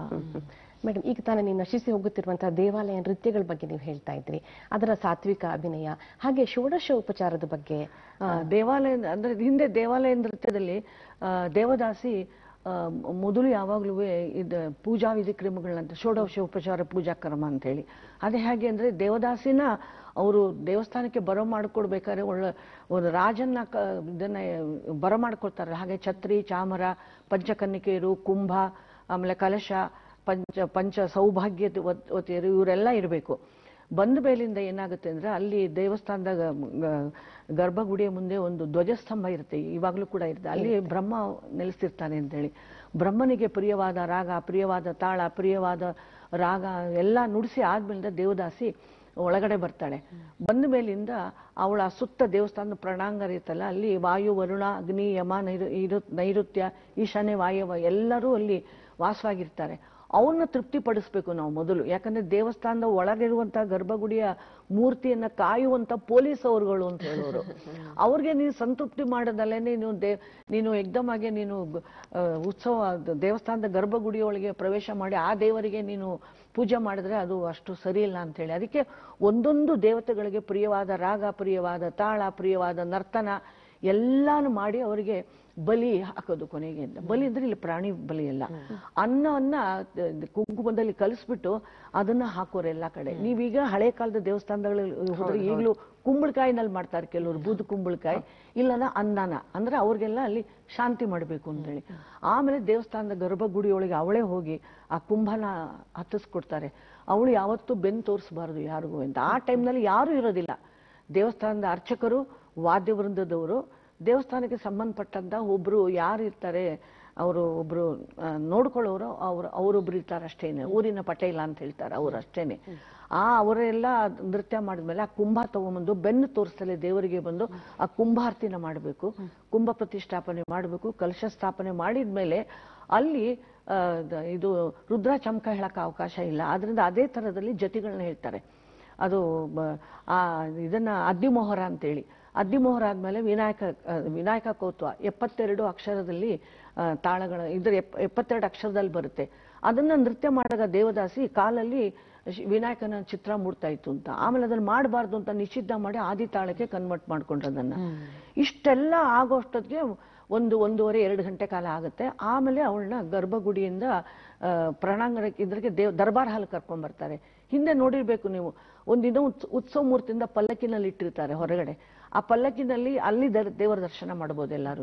ಆ ಪಲ್ಲಕ್ಕಿಯನ್ನ ಉತ್ಸವ ಮೂರ್ತಿಯನ್ನು ಇಟ್ಕೊಂಡು ದೇವಸ್ಥಾನ ಸುತ್ತ ಒಂದು ಪ್ರದಕ್ಷಿಣೆ ಹಾಕ್ತಾರೆ. ಆವಾಗ ದೇವದಾಸ ಇಲ್ಲಿ ಮಲ್ಹಾರಿ ಅಂತ ಒಂದು ನೃತ್ಯ ಮಾಡ್ತಾರೆ. ಅದು ಶಿವನಿಗೆ ಮಹಾಪ್ರೀತಿಯಾದಂತಹ ನೃತ್ಯ. ಆ ನೃತ್ಯ ಮಾಡಿದ ಮೇಲೇನೆ ದೇವರು ಪಲ್ಲಕ್ಕಿ ಮುಂದಕ್ಕೆ ಬರೋದು ಅಂತ ಹೇಳಿ. ಇಷ್ಟೆಲ್ಲ ಮಾಡಿ ದರ್ಬಾರ್ ಹಾಲಿಗೆ ಬಂದ್ಮೇಲೆ ಕೇಳಿಕೆ ಅಂತ 2ನೇ ಭಾಗ ಶುರು ಆಗುತ್ತೆ. ಅಲ್ಲಿ ಶೃಂಗಾರ ನಿಷಿದ್ಧ, ಅಲ್ಲಿ ಶಿವ ಕೈವಾರ, ದೇವಿ ಕೈವಾರ, ಆಧ್ಯಾತ್ಮ ರಾಮಾಯಣ, ಇದನ್ನ ಬಾಲಕಾಂಡದವರೆಗೂ ಮಾಡ್ತಿದ್ದೆ ನಾನು. ಈ ಆಧ್ಯಾತ್ಮ ರಾಮಾಯಣದಲ್ಲಿ ಶಿವ ಪಾರ್ವತಿಗೆ ರಾಮಾಯಣದ ಕಥೆ ಹೇಳ್ದ ಅಂತ ಉಲ್ಲೇಖ ಇದರಲ್ಲಿ. ಆಧ್ಯಾತ್ಮ ರಾಮಾಯಣ ಎಲ್ಲ ಆಗೋಷ್ಟಿಗೆ ದೇವಿ ಕೈವಾರಗಳು ಎಲ್ಲ ಆದ್ಮೇಲಿಂದ ಇಲ್ಲಿಗೆ 2ನೇ ಭಾಗ ಮುಗೀತು. ಅಷ್ಟೊತ್ತಿಗೆ ಆಗಲಿ ಇನ್ನೂ 1.5 ಗಂಟೆ 2 ಗಂಟೆ ಕಾಲ ಆಗೋಯ್ತು, ಅಲ್ಲಿ 4 ಗಂಟೆ ಕಾಲ ಆಗೋಯ್ತು. ನಂತರ ದೇವಾಲಯ ಹೊರಗಡೆಯಿಂದ ಬಂದು ಈ ಸಭಿಕರಿಗೋಸ್ಕರ ಇದೆಲ್ಲ ನಡೆಯೋದು. ಹೊರಗಿನವ್ರಿಗೆ ಯಾರಿಗೂ ಗೊತ್ತಾಗಲ್ಲ. ಇದೆಲ್ಲ ಷೋಡಶೋಪಚಾರ ಪೂಜಾ ಕ್ರಮಗಳು.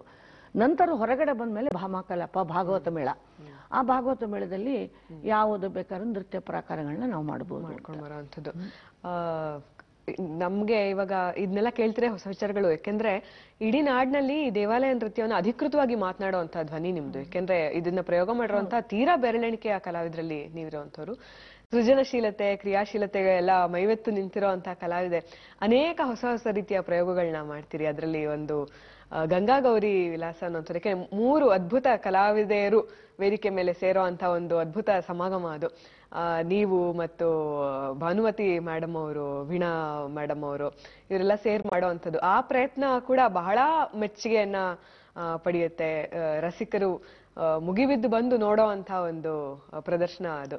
ಅದ್ರ ಬಗ್ಗೆ, ಆ ಒಂದು ಪ್ರಯತ್ನದ ಬಗ್ಗೆ ಹೇಳಿ ಮೇಡಮ್. ನಮ್ಗೆ ಆವಾಗೇನು ಕಲೆಗಳಿಗೆಲ್ಲ ಬಹಳ ಉತ್ತೇಜನ ಕೊಡ್ತಿದ್ದಂಥವ್ರು ದಿವಂಗತ BK ಶಾಸ್ತ್ರಿ ಅವರು. ಅವ್ರಿಗೆ ಯಾಕೋ ಈ ಏನೋ ಮಾತಾಡ್ತಿರ್ಬೇಕಾದ್ರೆ ಅವಾಗ ಇದು ಏನು ಆಕಾಶವಾಣಿನಲ್ಲಿ ಏನೋ ಒಂದು ಪ್ರಸ್ತಾಪ ಬಂದಾಗ ಹಿಂಗೆ ಗಂಗಾ ಗೌರಿ ವಿಲಾಸ ಅನ್ನೋದೊಂದು ಬುಕ್ ನಮ್ಮಲ್ಲಿ ಇದೆ. ಅದರಲ್ಲಿ ಹಿಂಗೆ ಅಂದ್ರೆ ಆ ಪುಸ್ತಕವನ್ನು, ಅದರ ಸಾಹಿತ್ಯವನ್ನು ಬರೆದವರು ಬೆಂಗಳೂರಿನ ಕೆಂಪೇಗೌಡನ ಮರಿಮಗ ಹಿರಿಯ ಕೆಂಪೇಗೌಡ. ಅದ್ರ ಮೇಲೆ ಗಂಗಾ ಗೌರಿ ವಿಲಾಸ ಅಂತ ಇದೆ ತೆಲುಗು ಕನ್ನಡ ವರ್ಷನ್ ನಲ್ಲಿ. ಅದನ್ನ ನೃತ್ಯ ನಾಟಕ ಯಾಕೆ ಮಾಡಬಾರದು ಅಂತ ಅಂದ್ಬಿಟ್ಟು ಆವಾಗ ರಜನಿಕಾಂತ್ ರಾವ್ ಅಂತ ಡೈರೆಕ್ಟರ್ ಇದ್ರು. ಅವರು ಹೇಳಿದಾಗ ಆ ಪುಸ್ತಕಕ್ಕೆ ಬಹಳ ಹುಡುಕಾಟ ನಡೀತು. ಆ ಪುಸ್ತಕ ಎಲ್ಲಿ ಅಂದ್ರೆ ಮದ್ರಾಸಿನ ಮ್ಯೂಸಿಕ್ ಅಕಾಡೆಮಿಯಲ್ಲಿ ಹೋಗಿ ಸೇರ್ಕೊಂಡಿತ್ತು. ಅಲ್ಲಿಂದ ತರಿಸಿ ಅವ್ರು ಅದನ್ನ ಆ ಸಾಹಿತ್ಯವನ್ನೆಲ್ಲ ಓದಿ, ಅವ್ರಿಗೆ ತೆಲುಗು ತುಂಬಾ ಚೆನ್ನಾಗಿ ಬರ್ತಾ ಇತ್ತು BVK ಅವರಿಗೆ.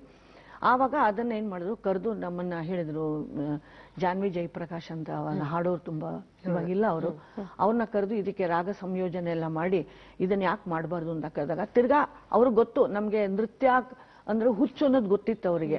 ನಮ್ಗೆನೆಲ್ಲ ಕರೆದು, ನೋಡಮ್ಮ ಗಂಗಾ ಗೌರಿ ವಿಲಾಸ ಅಂತ ಒಂದು ಮಾಡಿಸ್ತಾ ಇದ್ದೀನಿ, ಇದು ನೀವು 3 ಜನ ಮಾಡಿ ತಯಾರಿದ್ದೀರಾ ಅಂತ. ಅದರಲ್ಲಿ ನೀನು ಶಿವನ್ ಪಾಠ ಮಾಡಬೇಕು. ಅದರಲ್ಲಿ ಕಥಕಳಿ ಶೈಲಿ. ಇವರು ಯಾವತ್ತು ಗಂಗೆ ಚಂಚಲೆ, ಅದರಿಂದ ನೀನ್ ಕೂಚ್ಪುಡಿ ನೀನ್ ಮಾಡಮ್ಮ ಅನ್ನೋದು. ಗೌರಿ ಸೌಮ್ಯ ಸ್ವಭಾವದವಳು, ನೀನ್ ಭರತನಾಟ್ಯಂ ಶೈಲಿ ಮಾಡಮ್ಮ.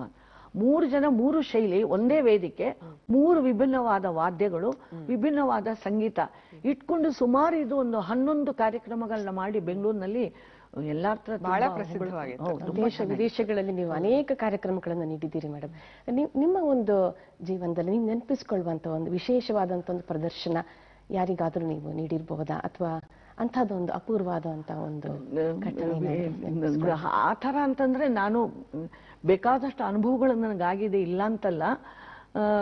ನನಗೆ ಯಾವುದು ಅಂತ ಹೆಂಗೆ ಹೇಳೋದು ಅಂತಾನು ಅದನ್ನ ನನಗೆ ಅನಿಸಿದ್ದು. ನಾನು ಎಲ್ಲಾ ಕಾರ್ಯಕ್ರಮಗಳು ಕೊಟ್ಟಿದ್ಕಿಂತಾನು ನನಗೆ ಪೂತಿನ, ನಮಗೆ ಕವಿ ನಿಮ್ಗೆ ಗೊತ್ತಿದೆ, ಆವಾಗ ಒಂದು ಸಾಹಿತ್ಯ ಸಮ್ಮೇಳನ ಆದಾಗ ಇದರಲ್ಲಿ ಚಿಕ್ಕಮಗಳೂರಿನಲ್ಲಿ ಪೂತಿನ ಅವರೇ ಅದರದ್ದು ಅಧ್ಯಕ್ಷರಾಗಿದ್ರು. ಪೂತಿನ ಅವ್ರು ಏನ್ ಮಾಡಿದ್ರು, ನನ್ನ ಕಾರ್ಯಕ್ರಮ ಇಡಿಸಿದ್ರು.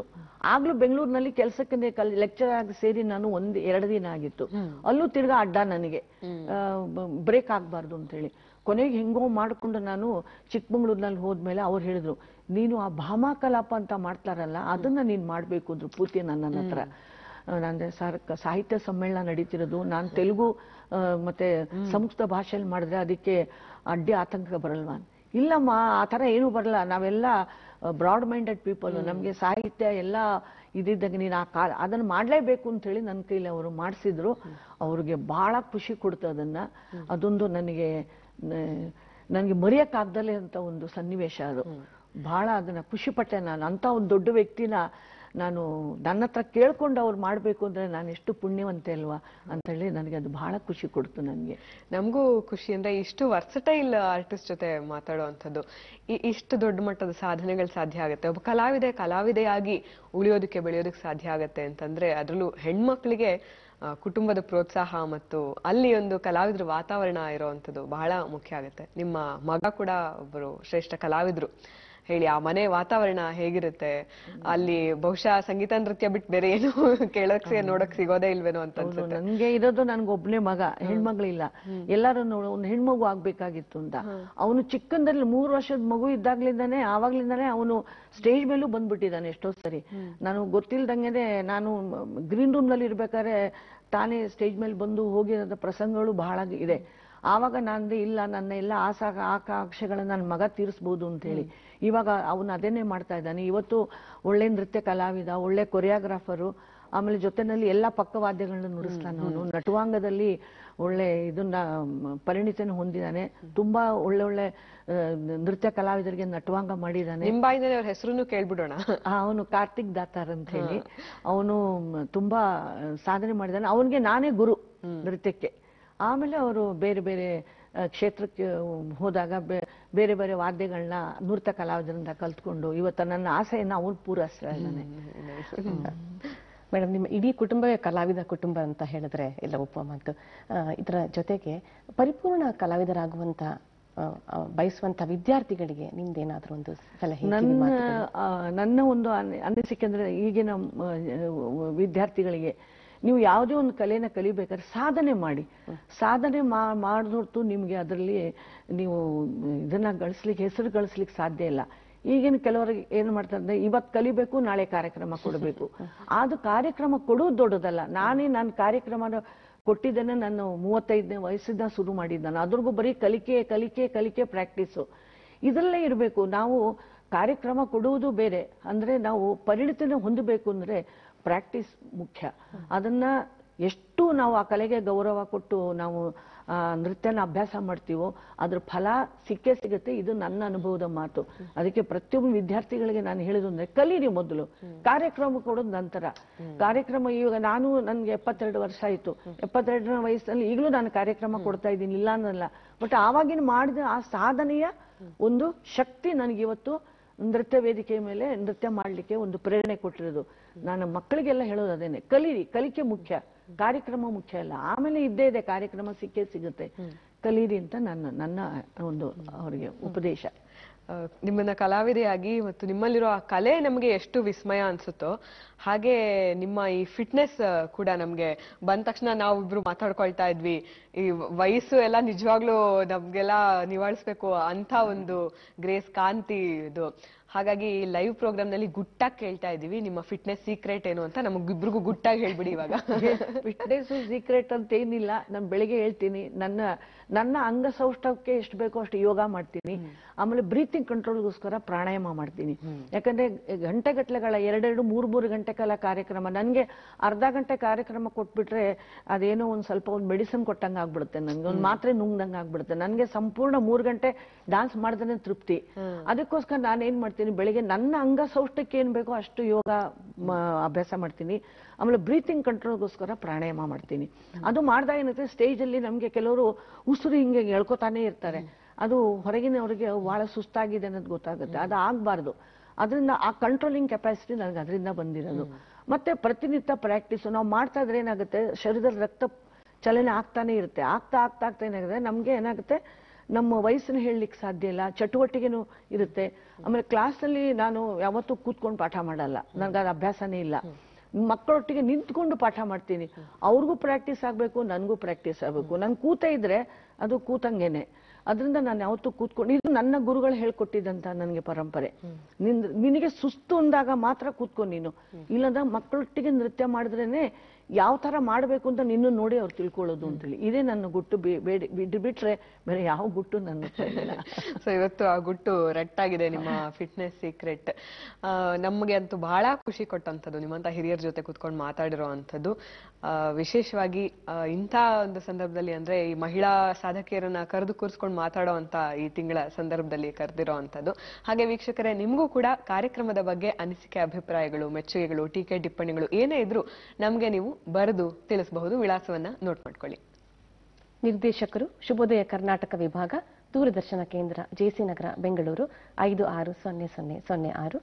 ಹಾಗೆ ಇಮೇಲ್ ಅನ್ನು ಕೂಡ ಈ ವಿಳಾಸಕ್ಕೆ ಕಳಿಸಬಹುದು, shubhodaya@gmail.com. ಹಾಗೆ ಈ ಕಾರ್ಯಕ್ರಮದ ಮಾಹಿತಿ ನಿಮಗೆ ಫೇಸ್ಬುಕ್, ಟ್ವಿಟರ್, ಯೂಟ್ಯೂಬ್, ಇನ್ಸ್ಟಾಗ್ರಾಮ್ ನಲ್ಲಿ ಕೂಡ ನಾವೆಲ್ಲ ಇದ್ದೀವಿ. ನೀವು ಅಲ್ಲಿ ಹಿಂಬಾಲಿಸಬಹುದು. ಯೂಟ್ಯೂಬ್ ನಲ್ಲಿ ಪ್ರತಿ ಸಂಚಿಕೆಯ ಮುದ್ರಿತ ಪ್ರಸಾರವನ್ನ ನೀವು ನೋಡಬಹುದು. ಅಂದೇ ಅಪ್ಲೋಡ್ ಆಗ್ತಾ ಇರತ್ತೆ.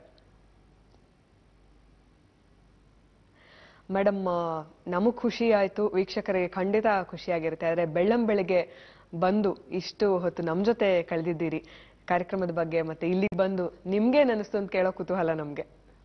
ನನಗೆ ಬೆಳ್ಳಂಬೆಳಿಗ್ಗೆ ಎಷ್ಟು ಆಕ್ಟಿವ್ನೆಸ್ ಬಂದ್ಬಿಟ್ಟಂಗ ಆಗ್ಬಿಡ್ತು ನನಗೆ ಒಂಥರ. ನೀವು ನನ್ನ ಕರೆದು ನನ್ನ ಅನಿಸಿಕೆಗಳನ್ನ ಏನ್ ತಿಳ್ಕೊಂಡಿದ್ದಾನೆ ಹೇಳಕ್ಕೊಂದು ಅವಕಾಶ ನಾವು ಮಾಡಿಕೊಡ್ತೀವಿ ನನಗೆ. ಅದಕ್ಕೆ ನಾನು ನಿಮ್ಗೂ ಧನ್ಯವಾದ ಹೇಳ್ಬೇಕು, ದೂರದರ್ಶನದವ್ರಿಗೂ ನನ್ನ ಧನ್ಯವಾದನ ಹೇಳ್ಬೇಕು ಅಂತ ನಾನು ಹೇಳ್ತೀನಿ. ನಮಸ್ಕಾರ. ಖಂಡಿತ. ಎಷ್ಟು ಒಂದು ಅರ್ಥಪೂರ್ಣವಾದ ಸಂಚಿಕೆ ನಮ್ಗಂತೂ ಅಂತಂದ್ರೆ, ಒಂದು ಇಡೀ ಪರಂಪರೆಯನ್ನ ನೋಡಿದಂಥದ್ದು. ಯಾಕಂದ್ರೆ ಹಿರಿಯ ಸಾಧಕರನ್ನ, ಹಿರಿಯ ಕಲಾವಿದರನ್ನ ಕೂರಿಸ್ಕೊಂಡು ನಾವು ಮಾತಾಡಿದಾಗ ಎಷ್ಟೋ ದಶಕಗಳ ಒಂದು ಇತಿಹಾಸವನ್ನ ನಮ್ಮ ಮುಂದೆ ತೆರೆದಿಡ್ತಾರೆ. ನಮ್ಗೆ ಯಶಸ್ಸಿನ ಹಿಂದಿರುವಂತಹ ಒಂದು ಪರಿಶ್ರಮ, ಅಲ್ಲಿ ಅನುಭವದ ಮೂಟೆನೆ ನೀವು ಇವತ್ತು ಬೆಚ್ಚಿಟ್ಟಿದ್ದೀರಿ. ನಮ್ಮೆಲ್ಲರಿಗೂ ಕೂಡ ಬಹಳ ಒಂದು ಆದರ್ಶವಾದಂತಹ ಒಂದು ವ್ಯಕ್ತಿತ್ವ. ನಮ್ಮ ಇಡೀ ಚಂದನ ವಾಹಿನಿಯ ಪರವಾಗಿ, ಎಲ್ಲ ವೀಕ್ಷಕರ ಪರವಾಗಿ ಮತ್ತು ಶುಭೋದಯ ಕರ್ನಾಟಕದ ಇಡೀ ತಂಡದ ಪರವಾಗಿ ನಿಮ್ಗೆ ಅತ್ಯಂತ ಹೃತ್ಪೂರ್ವಕ ಧನ್ಯವಾದಗಳನ್ನ ಅರ್ಪಿಸ್ತಾ ಇದ್ದೇವೆ. ಥ್ಯಾಂಕ್ ಯು ಸೋ ಮಚ್ ಇಲ್ಲಿ ಬಂದಿದ್ದಕ್ಕಾಗಿ. ವೀಕ್ಷಕರೇ, ಇದಾಗಿತ್ತು ಇಂದಿನ ಸಂಚಿಕೆ. ಈ ಇಡೀ ತಿಂಗಳು ನಾವು ಮಹಿಳಾ ಸಾಧಕಿಯರೊಂದಿಗೆ ಮಾತನಾಡ್ತಾ ಬಂದಿದ್ದೇವೆ. ವಿಶ್ವ ಮಹಿಳಾ ದಿನಾಚರಣೆಯ ಸಂದರ್ಭದ ಒಂದು ಕಾರಣದಿಂದ ಆ ನೆಪದಲ್ಲಿ ನಾವು ಮಹಿಳಾ ಸಾಧಕಿಯರನ್ನ ಬರಮಾಡಿಕೊಂಡು ಶುಭೋದಯದ ಅಂಗಳದಲ್ಲಿ ಅವರ ಸಾಧನೆಗಳನ್ನ, ನೆನಪುಗಳನ್ನ, ಮಾತುಕತೆಗಳನ್ನ, ಅವರ ಅನುಭವವನ್ನ ನಿಮ್ಮ ಮುಂದೆ ತೆರೆದಿಡೋ ಅಂತ, ಆ ಮೂಲಕ ನಾವು ಕಲಿಯೋ ಅಂತ ಪ್ರಯತ್ನವನ್ನ ಮಾಡ್ತಾ ಬಂದಿದ್ದೇವೆ. ಆ ಸರಣಿಯಲ್ಲಿ ಬಹುಶಃ ಇದು ಕೊನೆಯ ಸಂಚಿಕೆ ಅಂತ ಹೇಳ್ತಾ, ಮತ್ತೊಬ್ಬ ಸಾಧಕರೊಂದಿಗೆ ಮತ್ತೆ ಮುಂದಿನ ಸಂಚಿಕೆಯಲ್ಲಿ ಭೇಟಿ ಮಾಡ್ತೇವೆ ಅಂತ ಹೇಳ್ತಾ ನಮ್ಮಿಬ್ರಿಗೂ ಅನುಮತಿ ಕೊಡಿ. ನಮಸ್ಕಾರ. ನಮಸ್ಕಾರ.